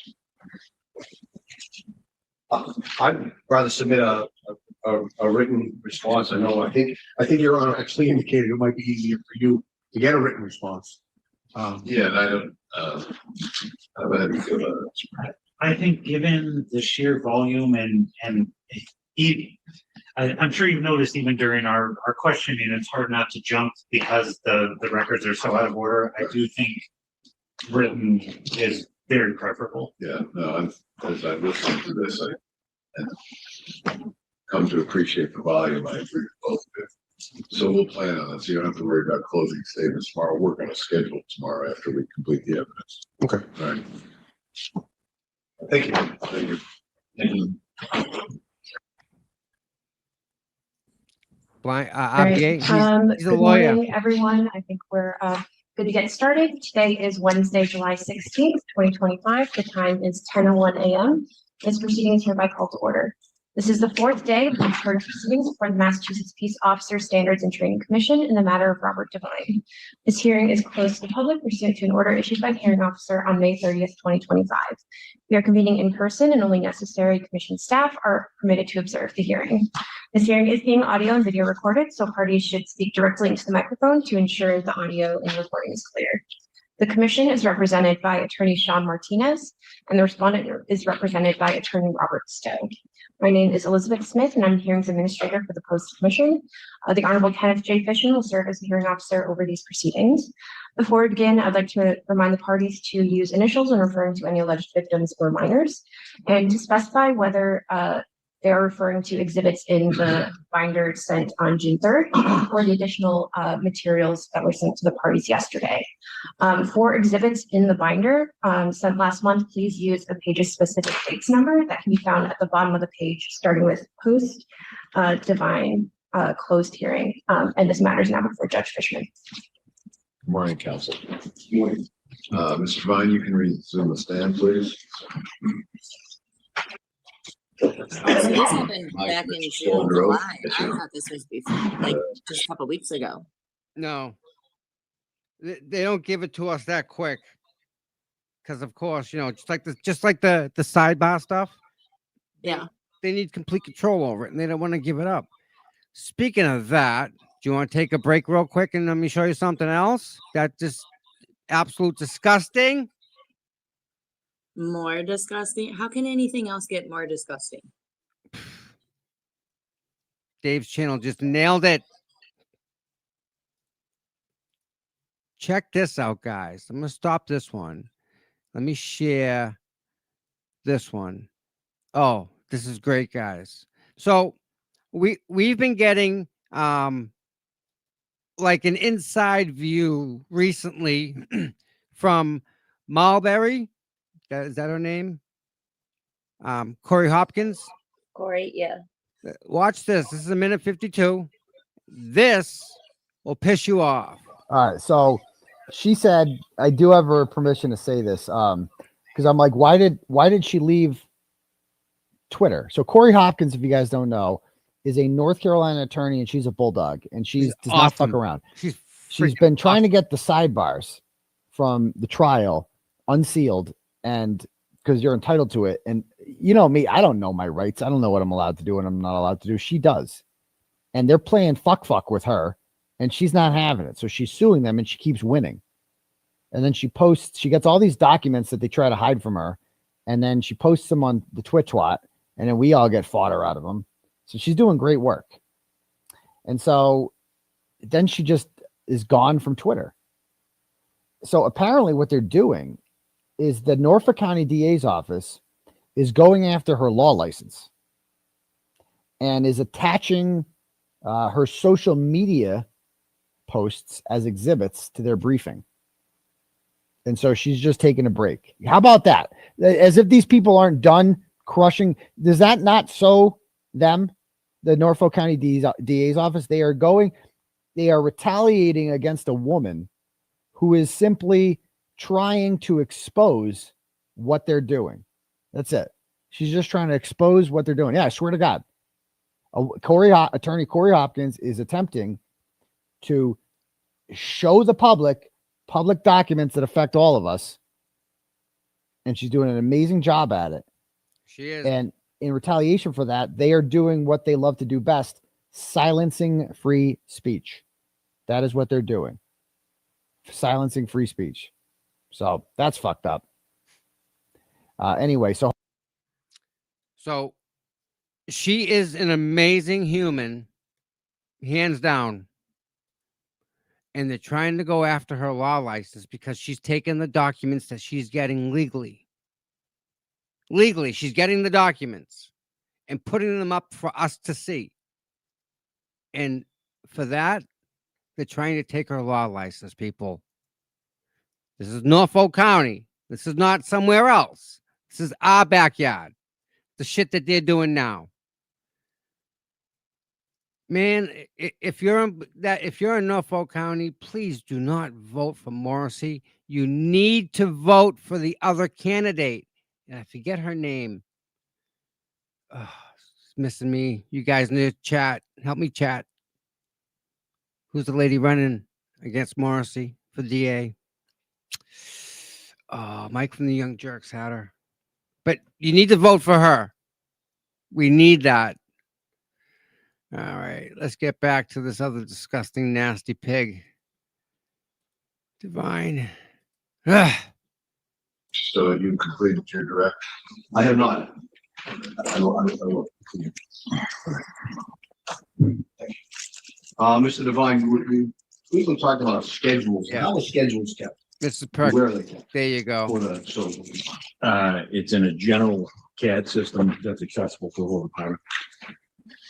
And who has access to that? Any supervisor, certain patrol officers.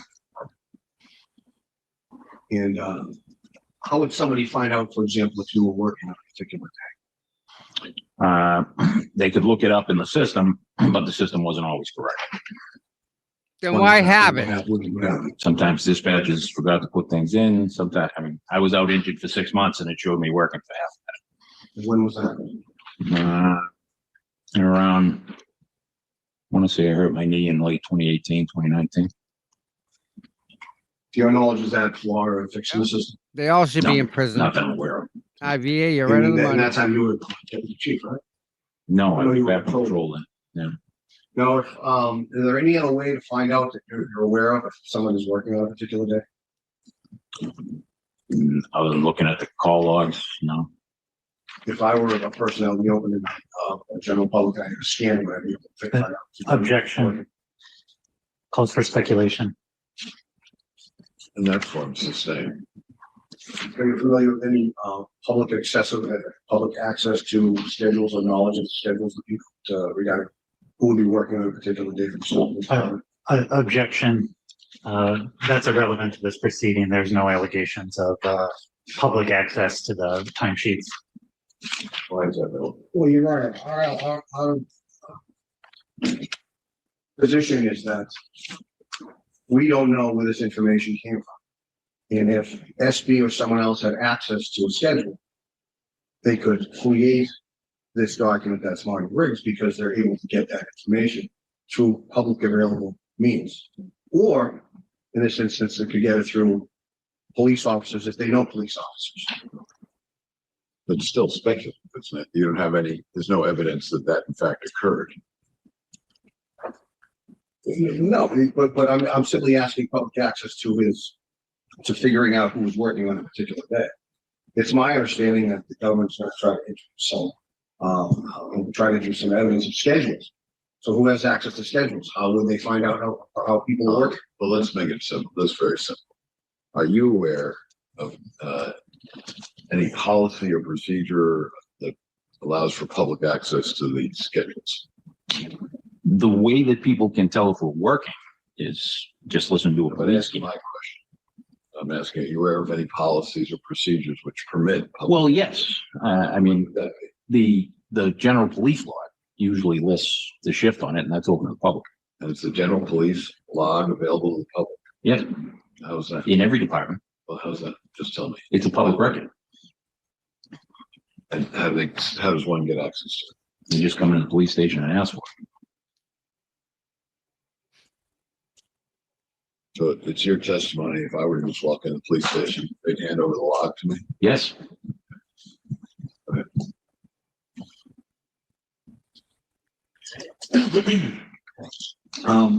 Was the schedule available to Matthew Farwell? Yes. The schedule available to William Farwell? Objection. Leading and there's no time period. Sustained. In 2020, are you aware Matthew Farwell was working for the department? Yes. And during 2020, the entire year, would he have had access to that information? Yes. Objection. Well, I do see the relevance. What's your Doing good, government Donkey. objection Doing to the good. relevance? Lack of foundation. How would he have knowledge as to what Matthew Farwell knows or has access to? Yes, asking whether you would have had Yeah, I access, heard him say some stuff potentially. that's gonna knock your So sock I'll- off. Disgusting. And I think you answered it anyway. Yes, he had access to them. And as far as William Farwell, would he have access for the entire year of 2020 if he was working for the department? Also had access to them. Was he working, were they both working for the department in years Yes. 2020? How do you know that? I was working there at the time and they were both there working. And Joshua Heel, you know a man named Joshua Heel? I do. Yeah. Was he working during the year 2020? Yes. Would he also have access to the schedule to your knowledge? Yes. Sandra wanted a kitten. They sent her No. to Josh Heel. He was the animal control officer. I want to draw your attention to your Oh, submission. Look at it, page 1287. You filed a response to post when you received notice of this, Yes, I did. and you provided documents, did you not? I did. And within those documents, such as this page, there are handwritten notations. Is that fair to say? That's correct. And whose handwriting is it? That's mine. Now, the documents go from page 1330. Start at 1330, please. And they go through 1398. Right, and I just want to discuss the documents within there. I want to start first with back to 1330. Now you submitted this. Is that correct? I did. What is it? It's a screenshot of the Apple App Store under my account that shows that I had the Facebook app at one point, which is why you see the cloud there. It can be downloaded anytime, but I never had the Facebook Messenger app. That's why it says get. So you never had the Facebook Messenger. And when did you print that off? When I did my reply, which would have been 2022 at some point. Okay. And if we scroll down, you start seeing a list of what are these? So that's my entire app history download since I had an Apple account from 2010 till I printed it out. Can we scroll? Just keep scrolling down. Now, stop here. In 2010, you had a Facebook account, That's correct. correct? Wasn't a Facebook Messenger account? Is there a difference? There is a difference. What is the difference to you know? Facebook Messenger is a completely different application. It used to be incorporated into Facebook, but then at some point they separated it out, but I don't know. Okay. And that's the account you eventually closed. We talked about yesterday. Is that That's correct? correct. If we could scroll down, please. And as we're scrolling, these are from 2010, correct? That's correct. And the ones without the cloud next to them with the arrow are defunct. So even apps that don't exist anymore show up on history. And you, 1330. Keep going. I think there's for brevity judge, there's I believe 60 about 60 pages of these. If we could just go down to the last page, which is 1398. And they're all in chronological order. Just trying to say it for some time. Okay. Scroll down to the end of the page, please. Okay, so this is where it ends, right? That's correct. So what you provided post was a complete history of your app downloads, Yes. and iMessenger isn't in it. No, it is not. And you gave your history through June 16 of 2022. When I turned it over to the post, yes. They're very Where did sick. you get this from? Where All did of you them get are, this from? Gail. My phone, I can open it up and show it to you right now.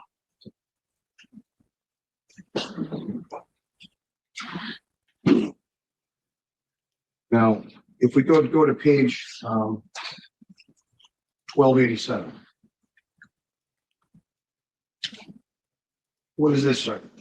That is a fake Twitter account that was designed to infer that it was me. Objection to the answer. It's speculative. Just saying after the second part of the answer. How did you find out about this? It friend requested me on my old Twitter handle. It has several friends on there that were friends of mine, including Lisa Klosnick and some of the other ones that are shown right there. And there are little nuggets dropped in there. The person was a police officer. The person was in the Coast Guard. The person was currently in law school. It was clearly meant to emulate me. Objection. Saying. So this wasn't your account, No, right? And when they took your interview in 2022, did you tell them you had problems all along with your accounts? I did.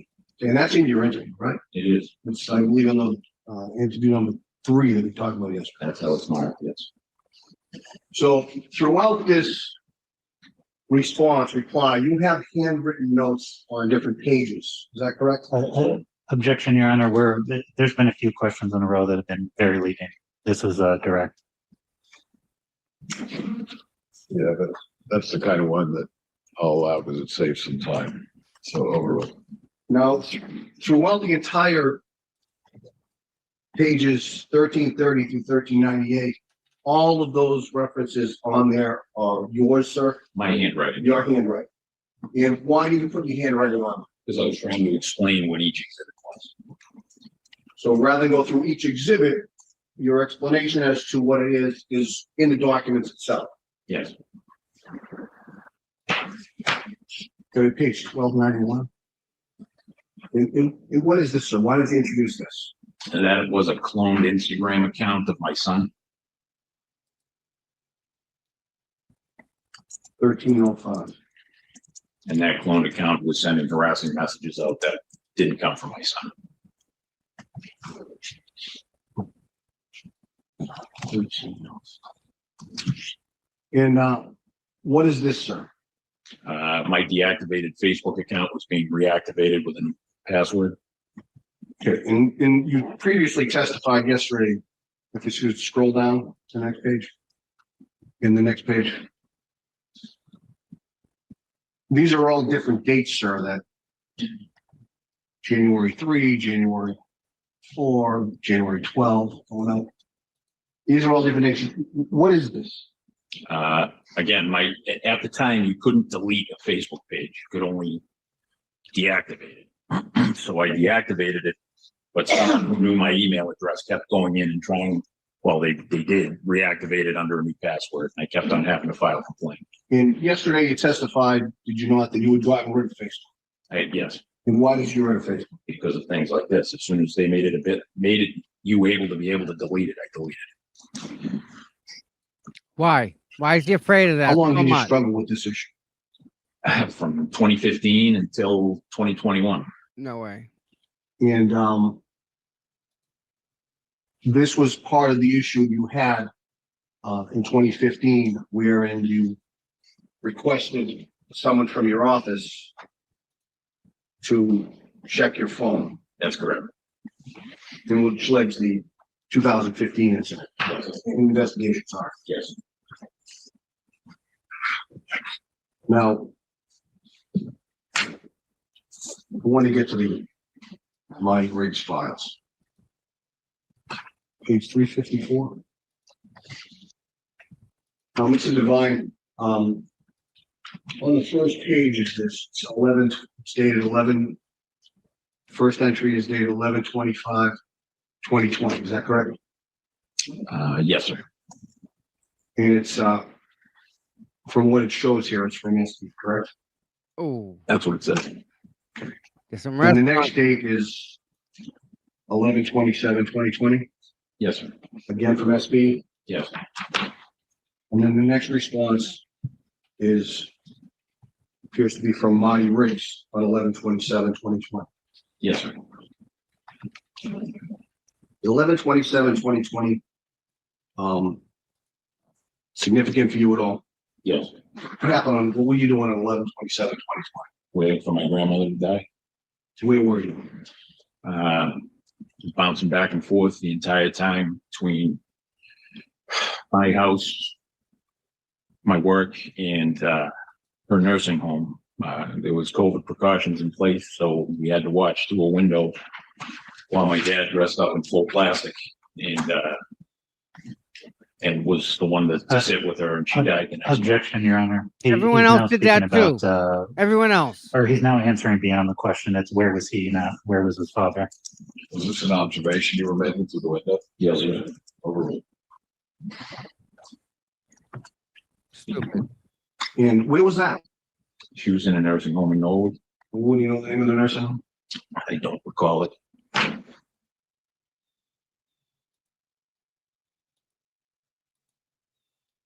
Objection, Your Honor. These are very leading questions. There will be an opportunity for closing arguments. I believe their position is that Mr. Devine is not privy to these communications, so this is improper direct. This is documented evidence. Yes. Right, so the parties can read it, publish it, so to that extent, I'll allow them to answer.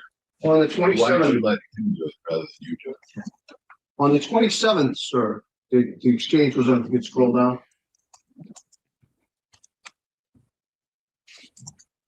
Keep scrolling down.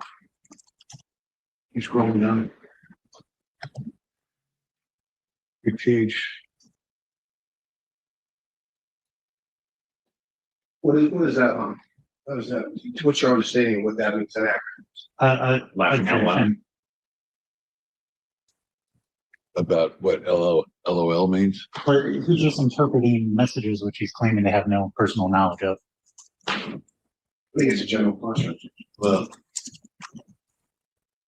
unless you're gonna allow some, create some foundation for what LOL, how he would know what LOL means. Otherwise, you can just leave what's on there. Does this sound like the type of conversation someone would have if they're waiting for their grandmother to die in a nursing home? Objection.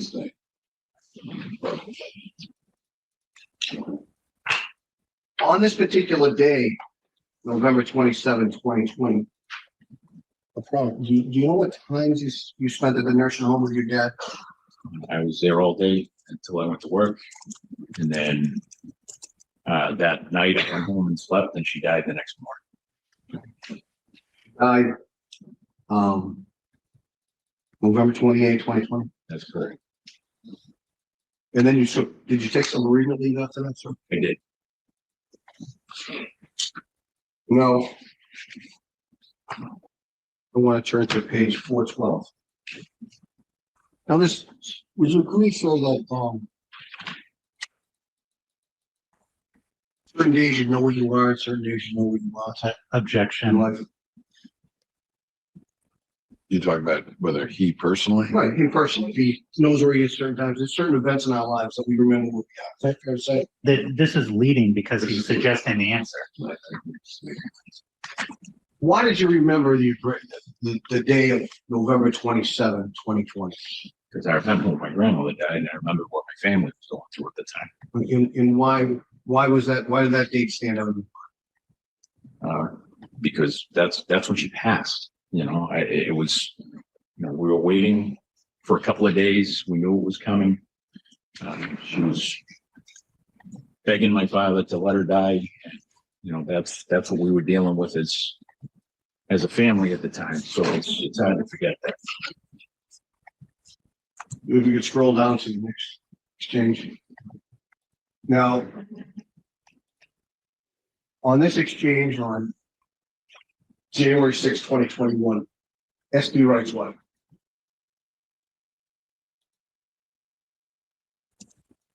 Is there a term within the department, or what is your understanding of what an FTO is within the police department? Field training officer. What is a field training officer within the department? Someone who trains new officers before they hit the road. And are you a field? Have you ever been there? Yes. You testified as your background, is that correct? Yes. You're a deputy chief at some point? Yes. And the response given by Marty Briggs is what? No. So, but you were an FTO. Yes. And on the date of January 6, 2021, what was your status as an FTO, if anything? I don't know if we had any active officers coming out, but I hadn't been told that I was removed from being one. So yes, I would. Now, you went through, did you not, just for transitory, you went through the Marty Briggs documents, right? I did. And when you went through them, what similarities, if any, did you find with your life? The person claims to be a lawyer. I don't know what that means, whether the person is in law school or practicing or what it means. I don't know. They ask you, are you working? A lot of the days they're working seem to be days that I may or may not have been working. But that was about it. Also, I believe she asked once if the person worked at a PD, but it doesn't say where. Now, did you find any entry that talked about the chateau? Yes. Do you recall the date of that? I think it was December 21st. Yeah, go to page 382. I'm sorry, does he have the exhibits in front of him? You have a binder? Yeah. I'd like you to read to yourself page 382 through page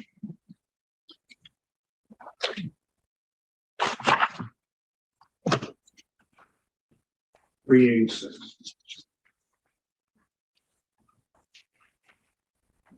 Fine. Oh, yeah. Sorry. Oh, that's okay. Okay, sir. There's an event described.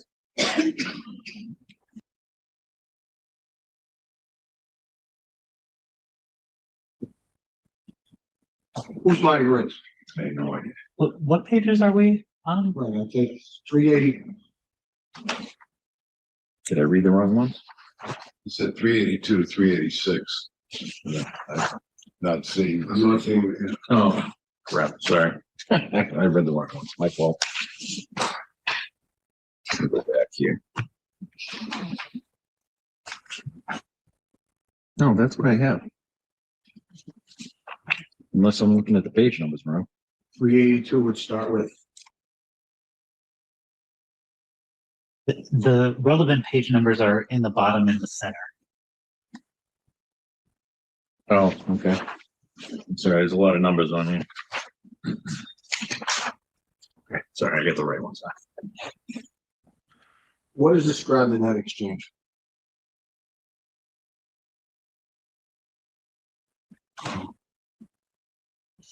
We learned yesterday from Detective Holmes that SB lived in Canton, correct? Correct.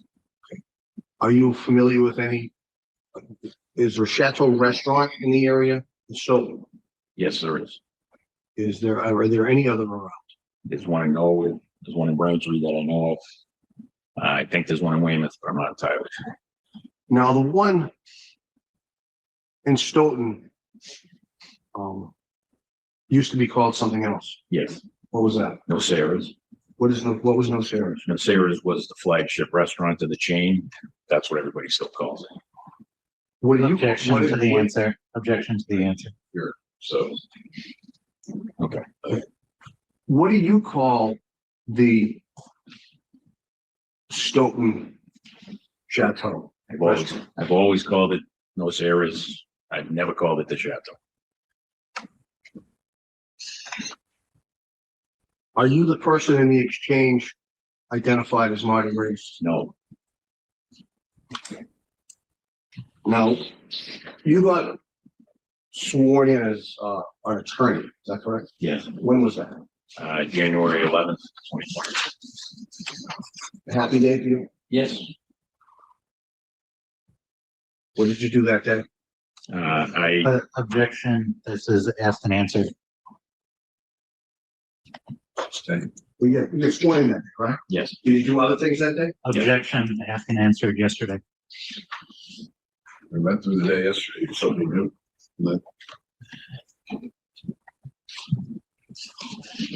Mr. Devine, why are we here for this hearing? Because my name's been dragged through the mud for the last 3 years for something I didn't do. This is the main reason why I wanted this hearing, so that I could be heard. My family has had to deal with this.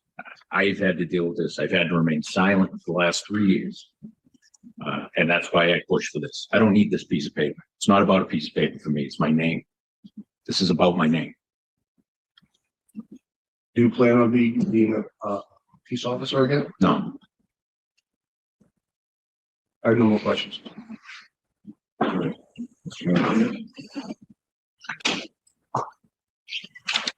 Morning, Mr. Vine.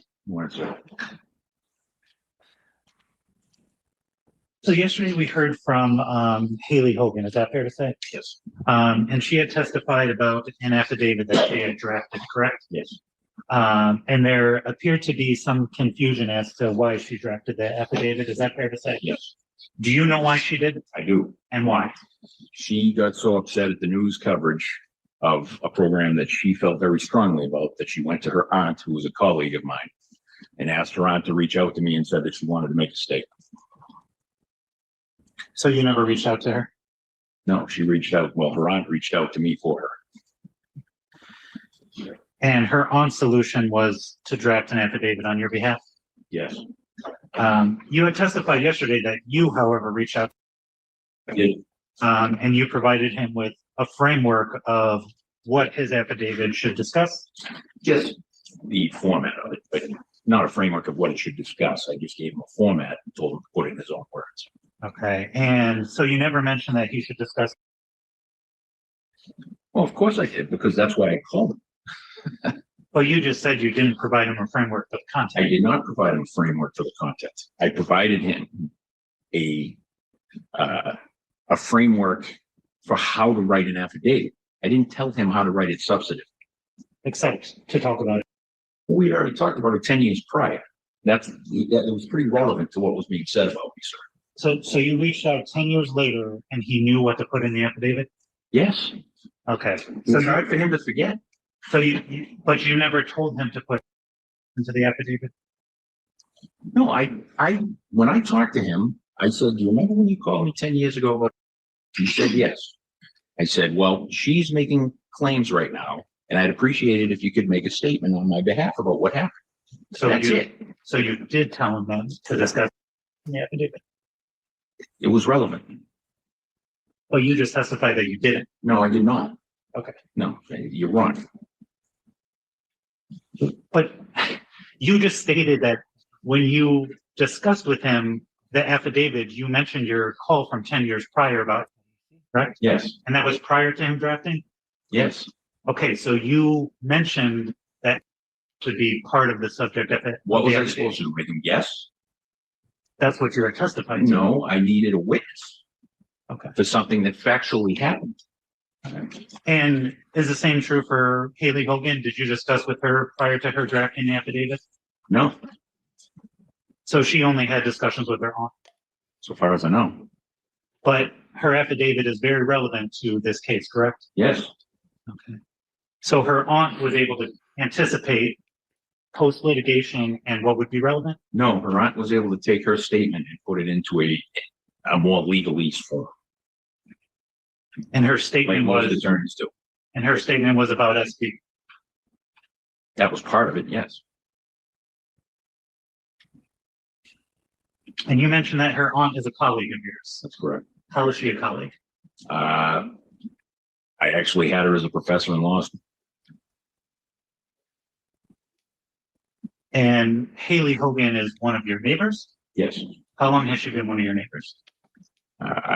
I've lived there since 2001, and she said she lived there her whole life, so I assume the time I've lived in the neighborhood. As That's the other girl that testified. once he provided you with Wow. a draft of his affidavit, did you ever discuss edits to it? No. Yesterday, you testified though that you provided him with a template. A template for format, So there was no content included in the no template. content. And as the affidavit stands, that's exactly how I drafted it. Yes, No feedback from you. none. The only initial conversation you had was to refresh his recollection about the contact with, The only thing I said to him was tell the truth about what happened. That's it. about what happened.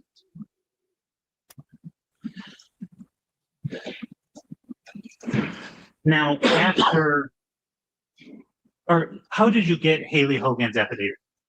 Her aunt gave it to me. And this was out of the blue? No, it wasn't out of the blue. She called me, told me that her niece wanted to make a statement. Okay, as lawyers, a statement is best put in an affidavit. So that's what she gave me. So who suggested the affidavit? I may have suggested to her aunt, if she wants to make a statement, have her write up an affidavit, just get it. But I thought that her aunt came up with that idea on her own. I didn't say that. I said her aunt have to write it. Right, what though? The affidavit, you play these word games all you want, counsel, but the fact of the matter is, I'm saying the same thing. Objection, Your Honor. Okay, Mr. Devine, answer the question. Your Honor, I'm sorry. Don't even tell me what you're thinking right now. Just Okay. answer the questions.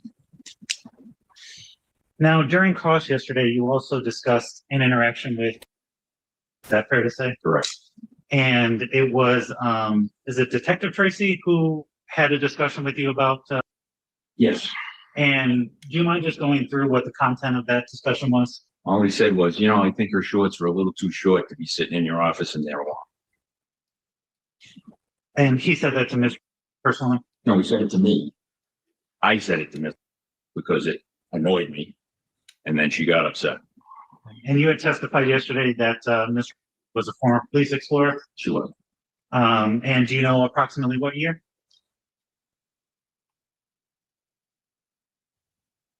But I'm not entirely sure. And do you know what year this interaction took place between you and Detective Tracy? Maybe 2013, 2014.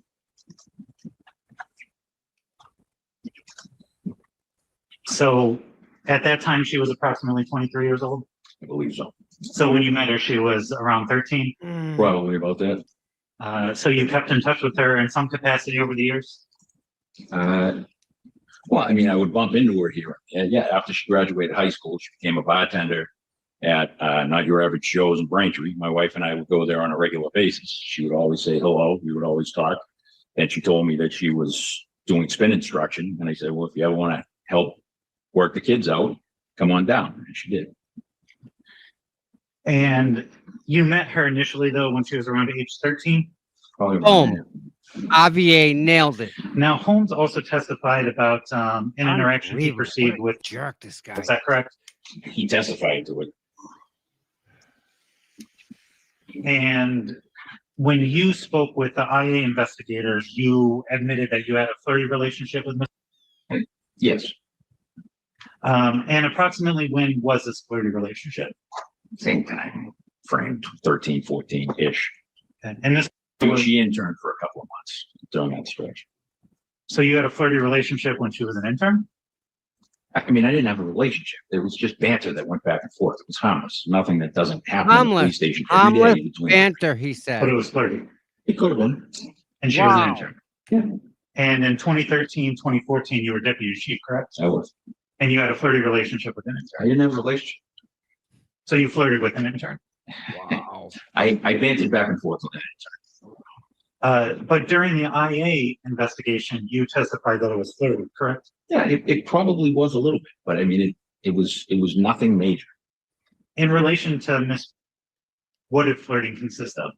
Like I said, harmless banter back and forth. What makes banter flirty? I couldn't tell you. It was 10 years ago. But you testified about it in 2021. No, I testified that I didn't testify about specifics. But you acknowledged that it was flirty. Yeah. So what about your interactions were flirty? I couldn't tell you. It was 12 years ago.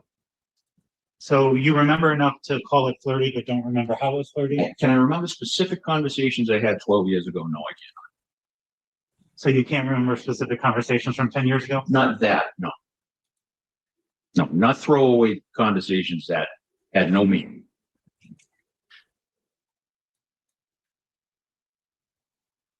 Somewhere around there. And what age was she when you met her? I think she was 15. And what age did you begin to flirt with her? She was 22. And that's when she was an intern. Yes. Did, I guess at that time, Sergeant Holmes ever have a conversation with you about, Never. in regard to former police explorers, is it only Miss? She was at Bridgewater State. So is that a yes? She was a college student. Sure. All right. Now you testified yesterday about an interaction you had with. And what was your role in the police explorers at that point? I was handed a program with no direction and I turned it into a junior police cadet. And that's again around 2001, 2002? Yes. When were the Farwells in the police explorers program? They were in the first class. Okay, so that's around 2001? Yeah. And around that time, Matthew Farwell was a deputy chief of the program, correct? Well, he had already had rank before I took it over. What was his rank? I think he was captain and I may have changed it. I may, because I didn't like the name, so I changed it around. I'm sorry, I didn't hear who you asked about. Matthew Farwell. I'm sorry. Matthew Farwell. What did you change the rank to? I believe it was that. So the same position you had at that time in the department? No, I was a juvenile officer at the time. We didn't have a deputy chief, didn't exist. So William Farwell also had a rank in the Police Explorers, correct? I believe so. Was he a lieutenant? I think so. And that was again around 2001, 2002. Yes. Think about that, guys, for a second. They promoted people like this to a higher level of authority. He was deputy chief, this guy, in charge of the entire department. This guy is the guy that you see in your town directing traffic. All police officers are like this, as far as I'm concerned. And in my experience, I could say I have a little more than the average person, I think. But these guys are bad, really bad. And he's out free. You'll see. How long were the Police Explorers programs? Like I said, each academy was 10 weeks, 2 sessions per week, and each session lasted about 2 hours. Was this during the summer? It went spring into summer, So how many times per week did the Explorers meet? twice. For that stretch. So approximately 4 hours a week for 10 weeks? Yeah. And how many years at most could somebody be a police explorer? I mean, that's a tough question to answer because I mean, it usually be 4 or 5, but I had one exception. Well, I had a couple of exceptions of kids who were Thanks for had stopping in. developmental issues and they just didn't want to leave. So, you know, I kind of allowed them to hang around even though they Carino's weren't got technically in the phone, program. Sammy. We One don't in know. particular, a kid named, Garino got Sandra's phone. and I just felt badly telling him he had to go. And you testified yesterday that you also interacted with Miss during Boom. open gym. Yes, And in particular, you discussed one conversation after her mother had asked you to speak with her. yes, And this occurred at open gym. yes. Why did her mother ask you to speak with her? So she would have been middle school age? Yes. And you, as a result of the conversation with the mother, decided to meet with her during open gym? That was the only time I really had. I didn't want to pull her out of class and I didn't have an office that year. So But there was a room at open gym off to the side? it was a gym teacher's office. And it wasn't off to the side. It was literally directly in front of the signage sheet. And where was the sign-in sheet? There was a double steel door and the doors opened outward. One door stayed closed. This door was open.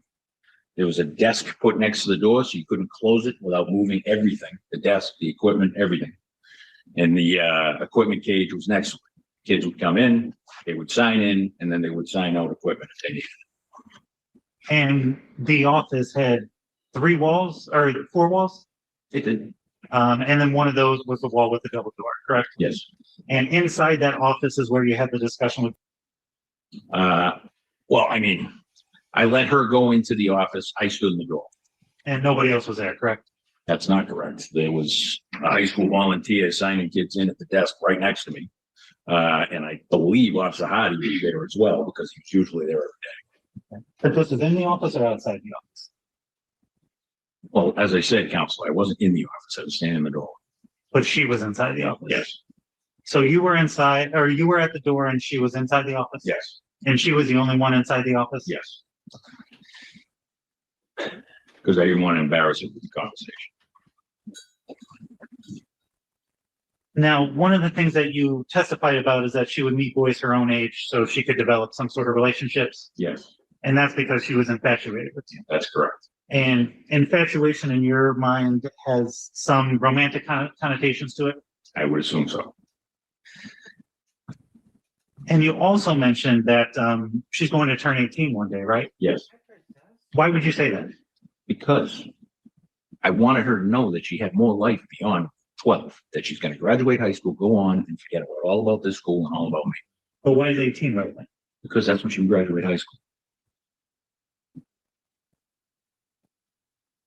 And as part of your preparation for this testimony is one of the things that you reviewed the test or the reports of to the IA investigators? I got it 2 days ago, or actually I got it yesterday. It's the first time I've ever seen it. Well, one of the things that she claimed is that you had mentioned to her, wait until you're 18, correct?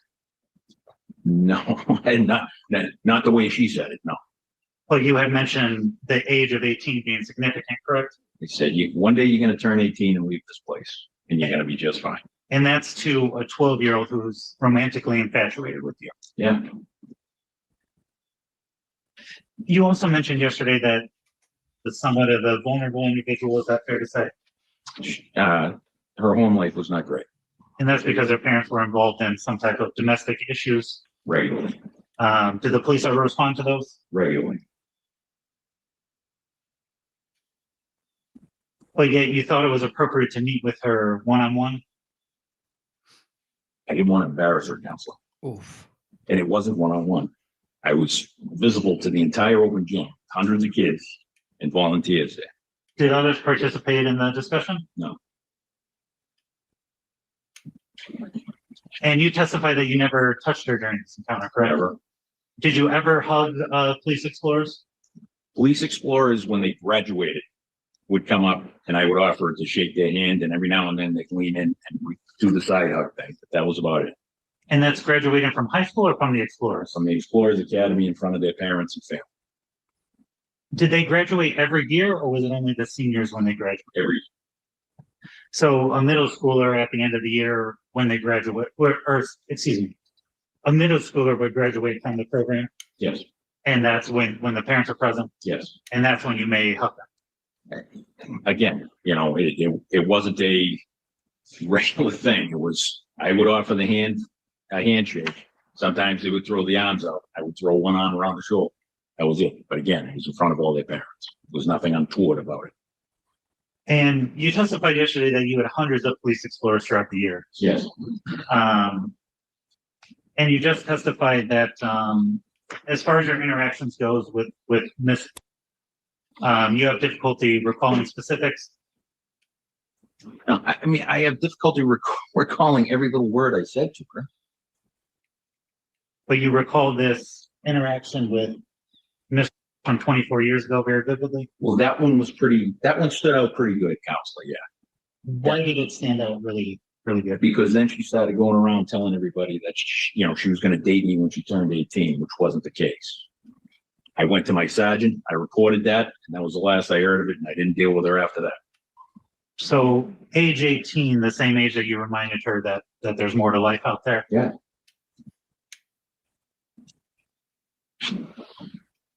And you testified during the internal affairs investigation that you also failed to remember the firewalls and an incident about impersonating police officers. I don't remember that as I sit here right now.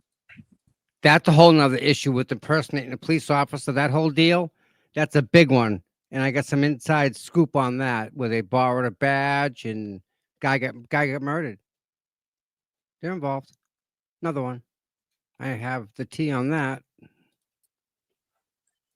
I hope everybody's drinking their tea right now. Mm-hmm. And coffee. Do you know when that's alleged to have occurred? I don't. Was it before they were police officers? I don't know. One of the things that you testified about yesterday was that Holmes took your job. Is that fair to say? Yeah. And how did he take your job? Well, he made sure he told everyone in the department that I could never be allowed to come back. He supported a candidate for the Board of Selectmen who wanted to fire the town manager. His town manager was allowing me to come back. And he basically wanted me out of the way so that he could be in line for that position.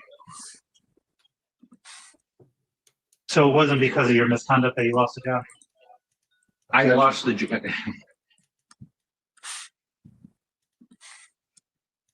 Well, that could be answered yes or no. Okay. No, I did lose the job because of that, but that didn't grant it to him. Oh, But it was no longer your job, correct? No, So he didn't take it from you. I didn't say he took it from me. I said he took the job. So that's your recollection of your testimony from yesterday? That's what I mean. Okay. One of the things that you also testified about was your online harassment. Is that fair to say? Yes. And then you testified that when the Massachusetts State Police investigated, it resulted in a triple demotion, correct? Yes. And that's because of the investigation? Triple demotion. And because you also abused your position as a deputy chief, correct? Yes. Now, one of the things that you testified about yesterday was this app list that you created, correct? I didn't create it. Apple creates it. So you subpoenaed Apple? No, but I didn't create the list. I merely printed it out How did you print it out? directly off my phone. I can show you right now. Did you take screenshots? Yes. So basically you just scrolled through the list and took screenshots? Yes. When you scroll through the list, can't you pass up an app? Well, that's why I took it the way I did, so that it would be redundant on each photo, so you could show that I didn't do that. And what do you mean by redundant? I mean that whatever app I ended on one page, I would make sure I started with that app on the next page so that they ran concurrent. And again, my phone's right there. You want to look at it? I'll bring it up. So since speaking about your phone, you do realize that in order to delete an app off your list, all you need to do is swipe to the left? I did not. I was not aware of that. No. Just one moment. Now, did all of the screenshots that you took in your response to both the IA and the post commission come from your phone? Yes. So all you did was take screenshots of what appeared on your phone, Yes. and that's for everything else in this submission? Yes. So can we pull up page 828? So this is the app list that we're talking about, correct? Yes. And did you prepare this before the IA investigation was concluded? I sent one to Chief Holmes in August, and then I updated it for the post. You would So the think, updated right? one for the post would be after August? Yes. At least it Right, works. so it would include from September until January when you submitted your response to the post. I just updated what I hadn't submitted to the police department and submitted. Yes. So there was a difference between the two lists? Just the last couple of pages. Let's see here. Can we go to page, just one moment here. 895. So the last app in this list is from August 28, 2022. Yes. So is this the list that you prepared for post or for the IA investigation? Must be the IA investigation. So, and that's because the IA investigation concluded around August 29, 2022. Is that fair to say? That's correct. Okay. So can we scroll up to, just one moment here. Can we go to page 750? And scroll down a little bit. Now, that paragraph begins.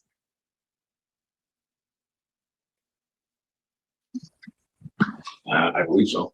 So how could there be an app that was downloaded on August 28, 2022 on that list?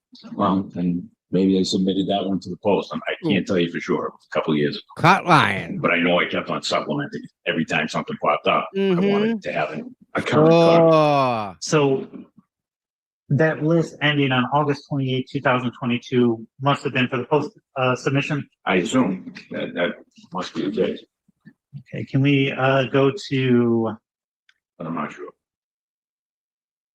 but you created the submission, correct? 3 years ago, yeah, But the post one was from 2023. almost 3 years ago. almost. All right, can we go to Jerk.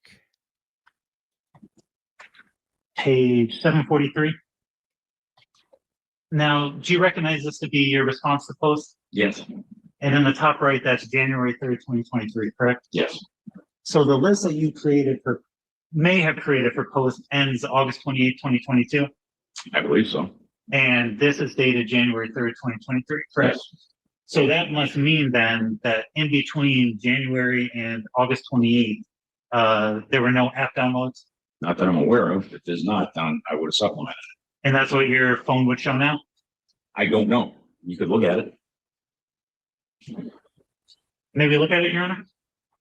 Well, he's offering it to. Yeah. Hand it to me.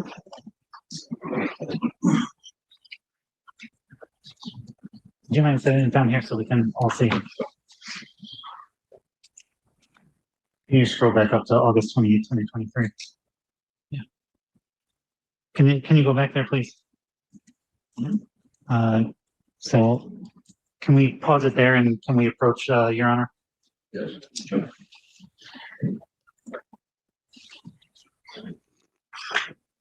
And I'll ask, Your Honor to note that there's no, app dated August 28th, 2023. Well, it's 2022. Oh, hold on. Oh, excuse me. So, It's wrong year. yeah, okay, never mind. Then we need to go back again. Sorry about that.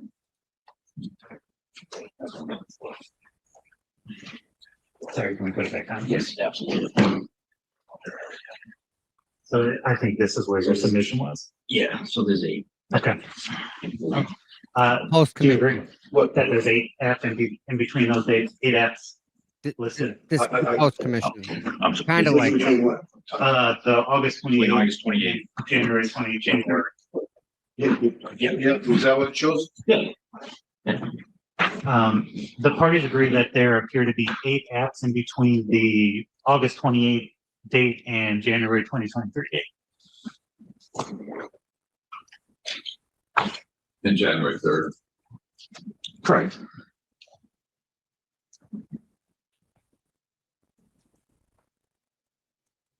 And you had testified that you updated every time that you had downloaded a new app. I thought I had, apparently I missed. yeah, like what? And can we go to page 250? You're welcome, Mitch. Well, thank you for coming here and watching. We appreciate you. So now, Chief Holmes had testified that they had sent you a list of questions while the IA is pending. Is that fair to say? Yes, How did they send it to you? by mail. And you eventually responded, Yes, and it was by mail as well? yes. Can we go to page 251? There we Is go. it fair to say that this appears to be a photocopy of an envelope? Yes, Do you recognize the handwriting on the address? that's mine. And can you scroll just a little bit? Is there a postmark date in the upper right corner? You looking? Look. Yes, What's that date? August 24th, 2022.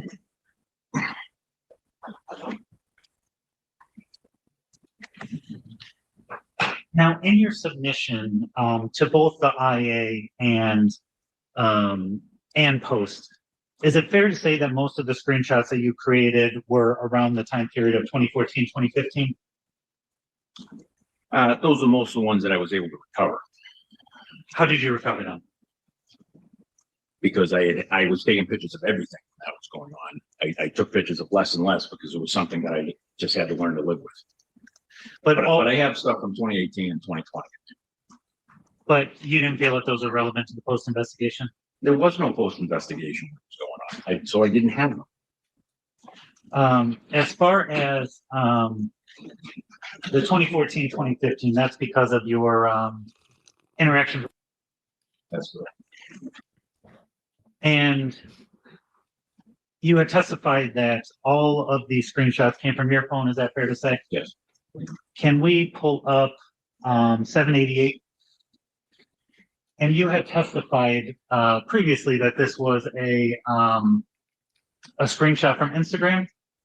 It's a screenshot. Well, actually, no, it's a picture that my son sent. What's he? How did he, Michelangelo? Get the screenshot. I assume he took the screenshot. So, Okay. but it was sent to. Well, actually, no, strike that. It was sent to him by someone else. Who? I have no idea. That's the problem. But you previously testified that all of these screenshots came from your phone. No, I said screenshots of my Apple history came from my phone. Okay, I did not say this one did. So now all these other screenshots, did some of them not come from your phone? There are various places where it came from. What are those various places? My laptop, my email, because I don't have my work phone anymore. I mean, there's all kinds of different places where it came from. I tried to keep as much as I could early on, but once it became apparent to me that nothing was going to be done about it, I kept track of stuff less and less. I kept the more serious ones like this where threats were being sent out because I wanted to protect my kid. But some of these screenshots came from places other than your own devices. Yes, Okay. And which ones are those? I have to go through them How do you know that the ones that came from other people are authentic? because they came from my son. Boom.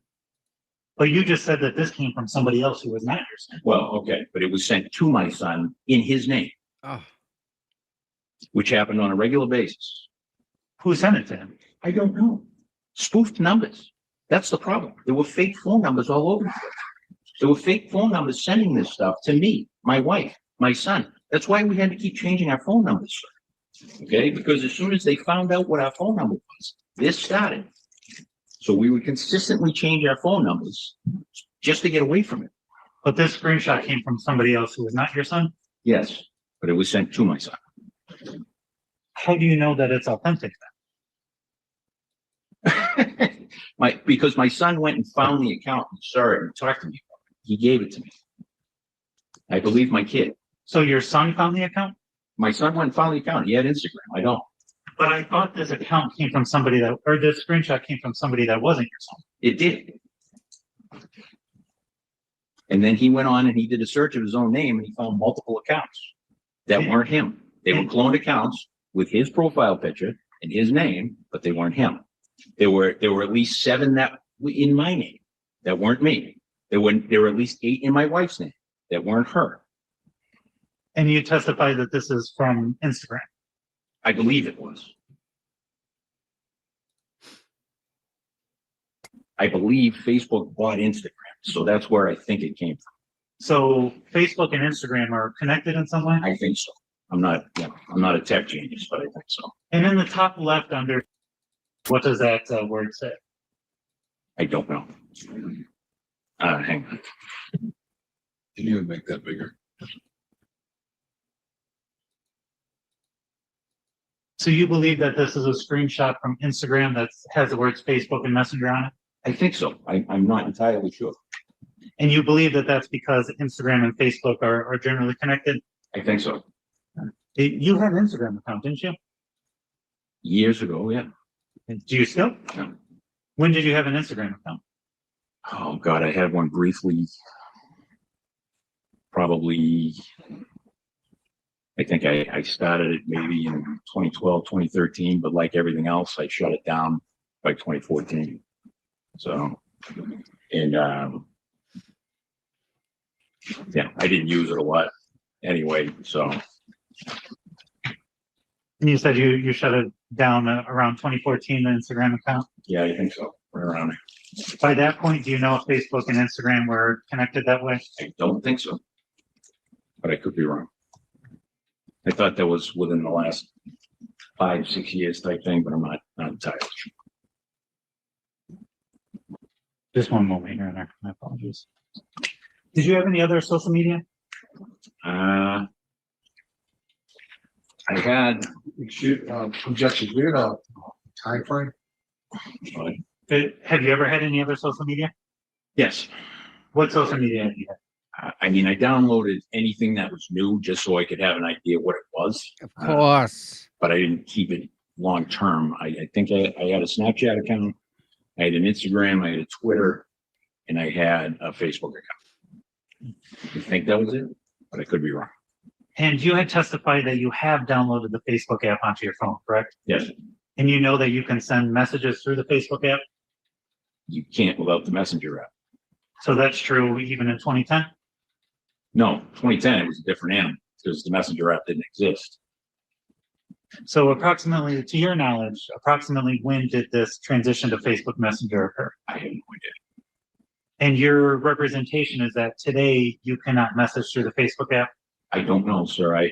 My understanding is that the Facebook app Today, I have no idea, but my understanding is in 2020, 2021, you had to have both. And how did you know that if you didn't have a Facebook account around that time? Because I had the Facebook app, but no Messenger app, so I couldn't send messages. Even around 2020, 2021? That's my understanding. I thought you. No, I didn't. No, I didn't have Facebook in 2021. No, but when I had it, then that was the case. So how do you know in 2020 and 2021 that you were required to have the Messenger app? Frankly, I don't. I just assume because that's how it was. So. Now, one of your representations in the response to post is that Chief Holmes failed to include information relating to your health at the time of your retirement. Is that fair to correct? say? Can we go to page 223? Can you scroll up just a little bit? Sorry, in the other direction. One more.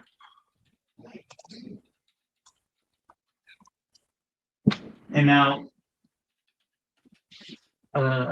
so this is within Divisions Exhibit 1, and we're on page 221. Is it fair to say that this appears to be Exhibit 17 of the Internal Affairs investigation? Yes. Can you scroll down back 2 pages to 223?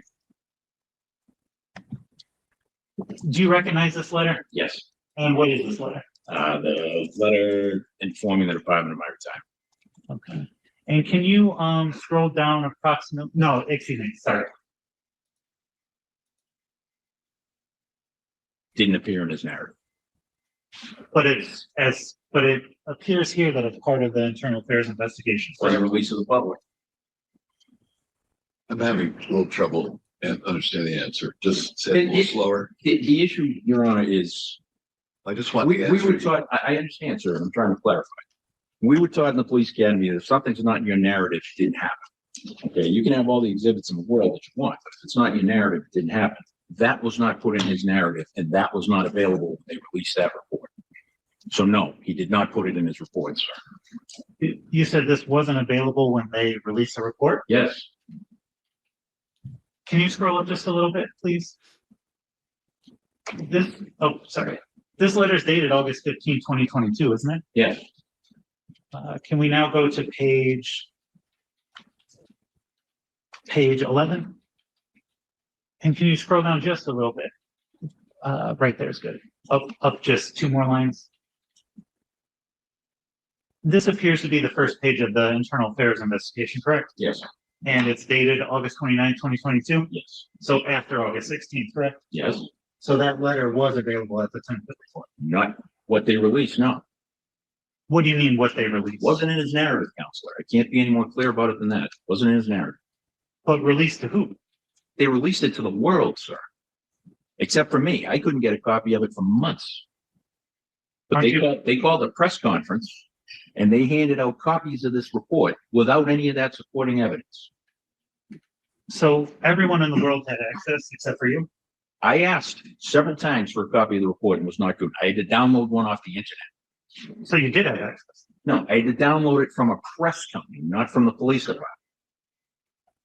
So as far as the police explorers go, you said that you took over around 2021. Is that fair to say? No, 2000. Or 2001. Yes.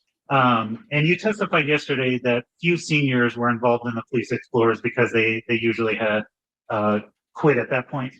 Well, they had graduations coming up and stuff like that. Even if they started in the spring, they would usually be gone before the end of the program.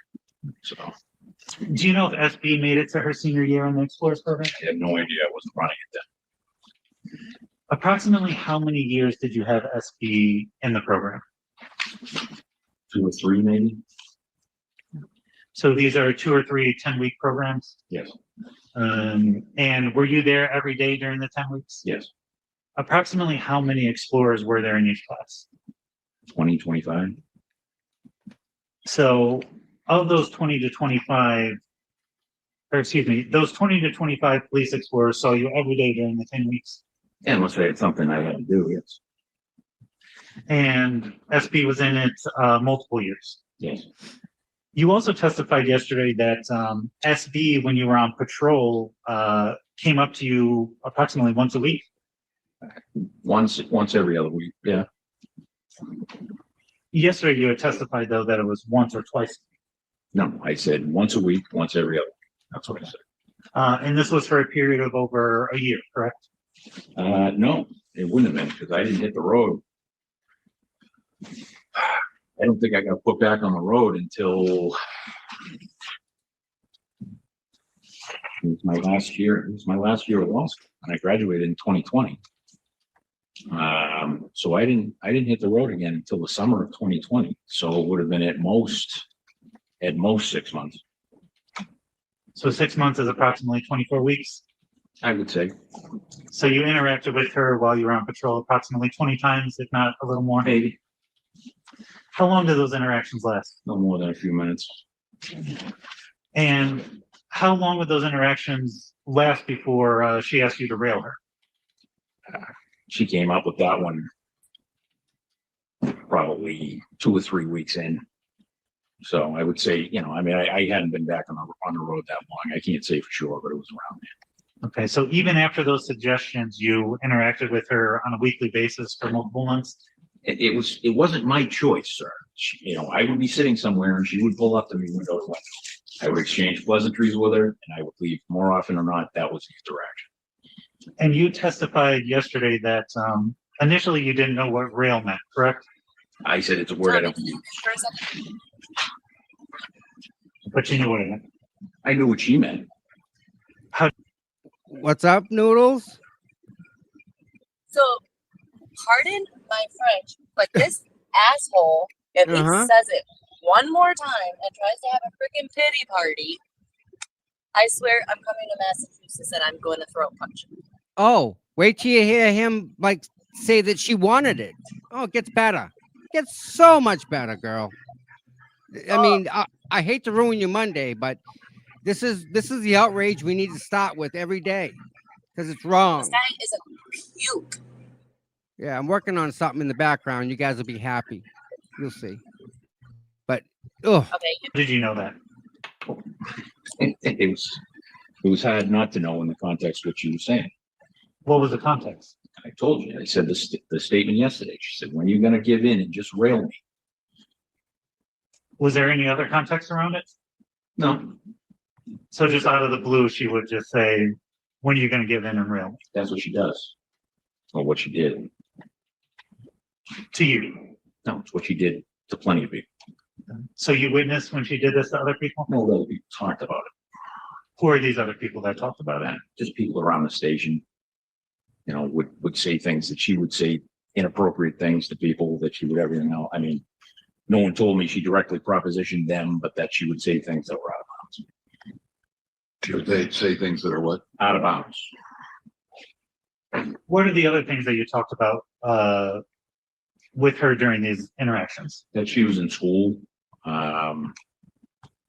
She got a job. That's about it. It was small talk. So nothing intimate, No, never. but you acknowledge that she had told you that she was having a sexual relationship with Matthew Farwell? No, I didn't acknowledge that. What she said to me was when she was propositioning, Matt and Billy like it. She said that one time. oh, Like what? I assume she meant Oh. like sleeping with her. That's what she said to me. So she did have intimate conversations with you. That was the one thing she ever said about them. Did she say that stuff about anyone else? No.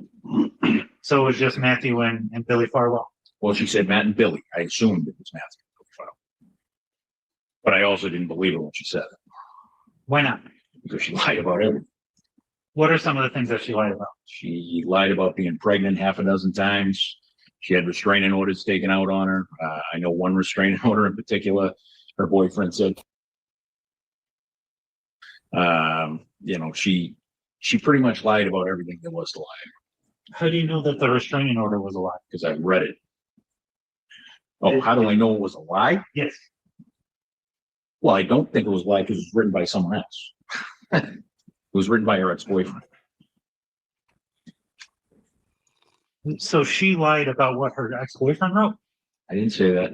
So how did she lie in relation to this restraining order? What I said was, the narrative in the restraining order said, Unbelievable. So how's that a lie? because I believed it to be a lie, because she lied about everything. But that's what her boyfriend wrote. Yes.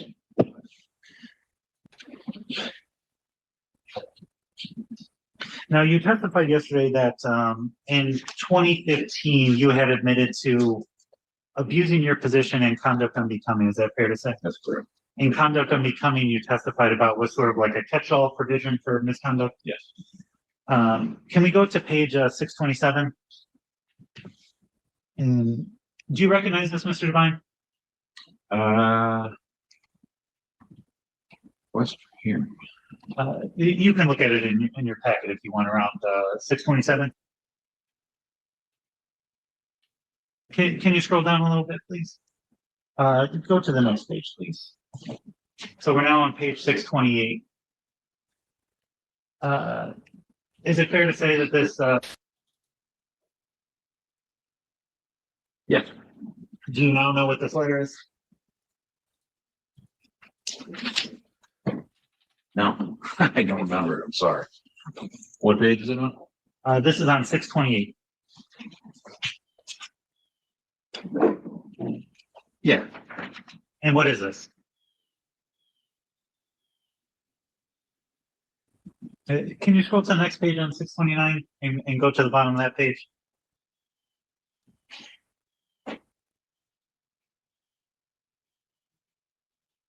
Here it is.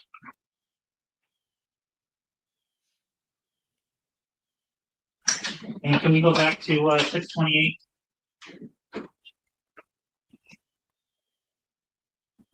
So one of the things that you testified about and in your response to post is that you took responsibility in 2015 for your actions. I did.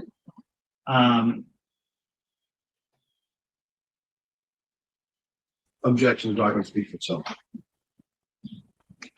Well, you can read what it says. I have a question to follow up as well. Sure.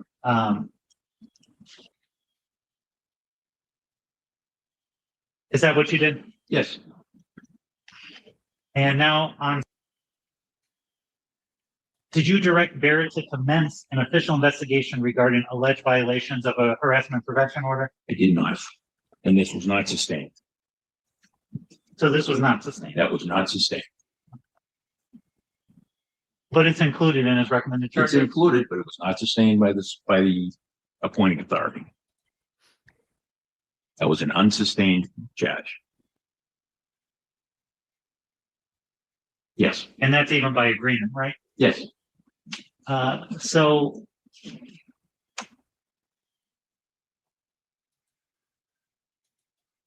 Is that fair to say? Yes. And you admitted to that, correct? Yes.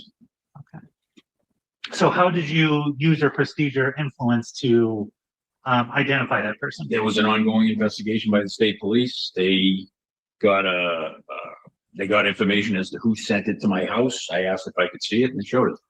So no one at the Stoughton Police Department investigated the sending of flowers? Well, Sandra Barrett was working with the state police, but it was the state police who was handling the overall investigation.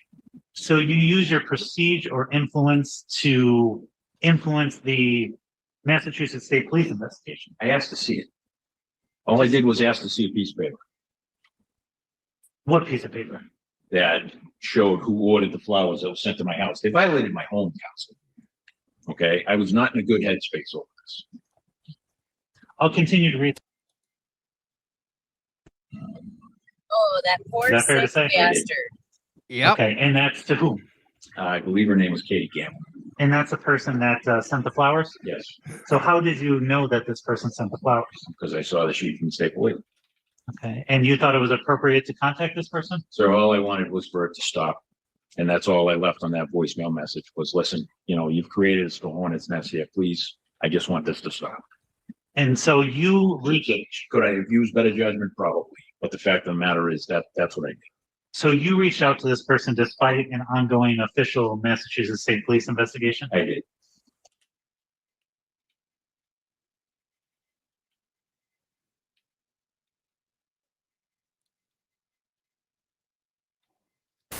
There are laws in place that when someone takes out a restraining order, okay, they cannot then be held as violating that restraining order if they don't report that the other person did it. It's so that people will come forward and file for restraining.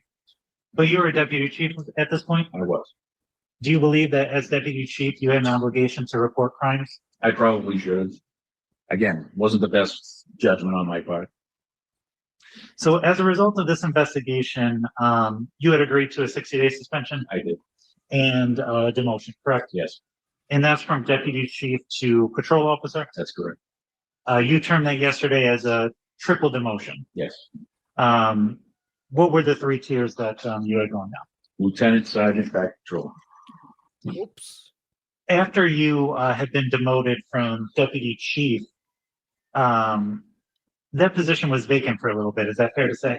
I don't believe it was because Daniel McGowan was appointed as the acting deputy chief, and he acted in that capacity for quite some time. And that was before now Chief Holmes took over that position. And it was before they had an assessment center that decided it was going to take it over permanently. So there was a little bit of lapse in time between when you stepped down from deputy chief, or when you were demoted from deputy chief, and when Chief Holmes became deputy chief. Yes, Any idea how much time? I don't. Months, but I'm not sure. And one of the things that you testified about is that after you returned, that you had issues with other coworkers. Is that fair to say? Other supervisors, And who are those supervisors? Lieutenant Carmichael, specifically one day, Sergeant Derby at the time, I had issues with him. Lieutenant Owens,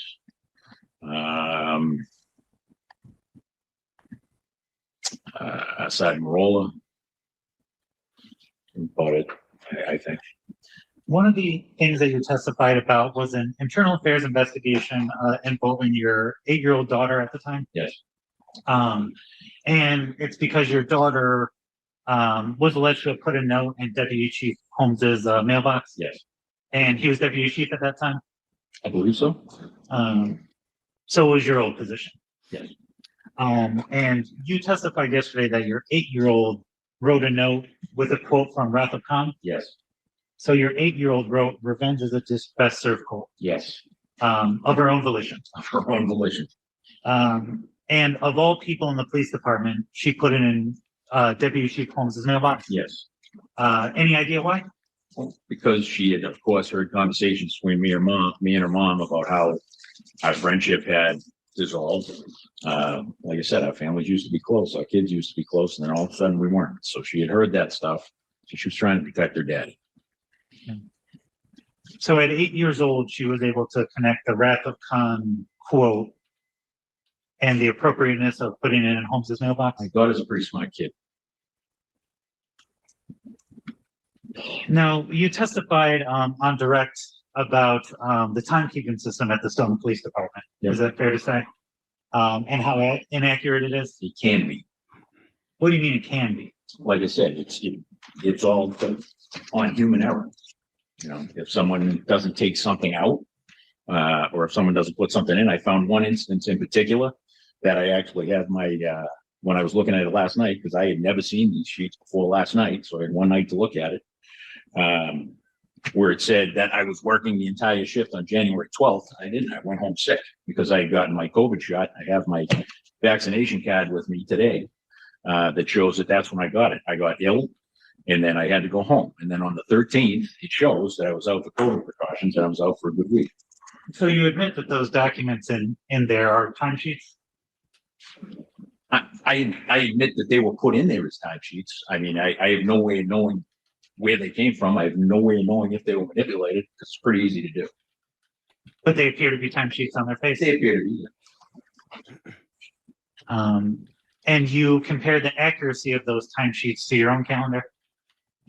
I don't have my calendar anymore, but there are days and moments that I remember things happen. I remember getting deathly ill over a COVID shot. And that was on January 12th, That was on January 12th. the day after you admitted to being an attorney. Yes. And on the 13th, you can see that it says COVID precaution. So the 13th timesheet is accurate? Says what? COVID precautions. So the timesheet on the 13th is accurate, I would think that one is, yeah. but the 12th wasn't. I don't know. Well, no, as a matter of fact, it's not, because I went home. I went home sick. So you went home in the middle of the day? Well, early in the shift. And that was due to the symptoms you were exhibiting from the COVID shot? Yes. How long did you exhibit those symptoms? Almost a week. Now, one of the things that you testified about on direct is that you were a field training officer still on in January 2021. I was never told that I wasn't. So when did you become a field training officer? When I came back, well, I was way back in the day. And then when I came back, I got pretty good at running dispatch. So they would have people train with me on the desk. And you were considered a field training officer in that position? I got comp time for it. So yeah. What do you mean you got comp time for it? Yeah, field training officers got 2 hours of comp time for every day they train. So around January 2021, you were still a field training officer? Yeah. Even though you weren't actively training? Yeah, I mean, you're told unless you're removed from the list, you're an FTO. So if you were just on patrol and somebody asked you if you were a field training officer, even during the times you weren't training someone, you would say yes? Yes, Now, because usually they're asking that to ask you a question about something. and it's not to see if you're with somebody else in your car, Oh, because typically when you're a field training officer, you have somebody else in your car, correct? yes, Okay, and that's the person that you're training. usually. Now, when you testified about the connections between you and Marty Riggs on direct, I believe that after you listed a couple things, you said, that's it. Is that fair to say? But I think that's about it.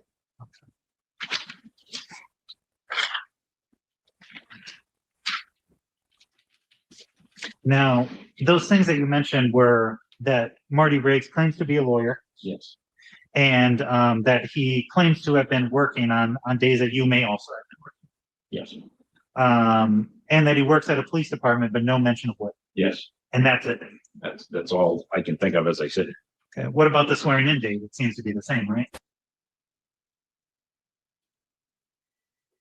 Yes, that could mean I got into law school. That could mean I'm attending law school. That could mean I passed the bar. That nowhere in there says I got sworn in today. When you got admitted to law school, would you represent that you were a lawyer? Me, no, because I was older, but there were plenty of kids in my class that did. What about when you were in law school? Did you represent that you were a lawyer? No, When did you first call yourself a lawyer? I don't usually call myself a lawyer. I usually say attorney, but How about asshole? I don't know, when I graduated. When you graduated, so before you were admitted to the bar, you called yourself an attorney? Well, it was a pretty big thing for a guy in his mid-40s. So yeah, maybe I overreached, but yeah. So calling yourself an attorney when you're not would be overreaching? I guess. It just so happens to be on the date you were admitted to be an attorney. Just Yeah, happy. so And you were busy that entire day. You testified yesterday, right? with my wife the whole day. How long does it take you to send a message on your phone? Well, when you don't have the messenger app, it's pretty difficult. That's not what I asked. Okay, but that's what I'm telling you. I couldn't send it that message because I never had the app. I'm not asking about that message. I said, how long does it send you to Yep. send a text message? Send a 8 text p.m., message, it ka-ching. didn't take very long. Send me money. How Unbelievable. long would that take you? Well, again, I didn't send it, so it wouldn't take me, but I assume it wouldn't take long if I had Second, the technology. second, If I had the technology, sure. and the technology being what? The messenger app. So during the entire day were people monitoring your phone activity? My wife has access to my phone all the time. She knows my password. She can look at it whenever she wants. Was that true in 2015 as well? Yeah, So how did you communicate with 15? via text message. My wife and I weren't talking very much. Huh. But Funny she's how still- that in worked. 2015, we weren't even living together. So Wow. But she still had access to your phone? she didn't have access to my phone then. We weren't in the same building.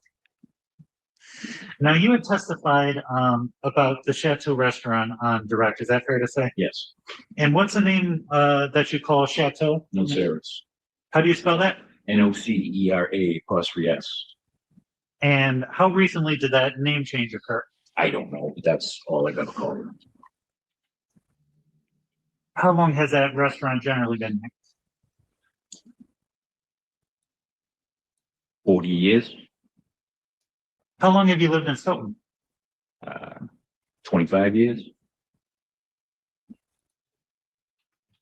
Now, how close is the chateau to Goddard Hospital? Objection.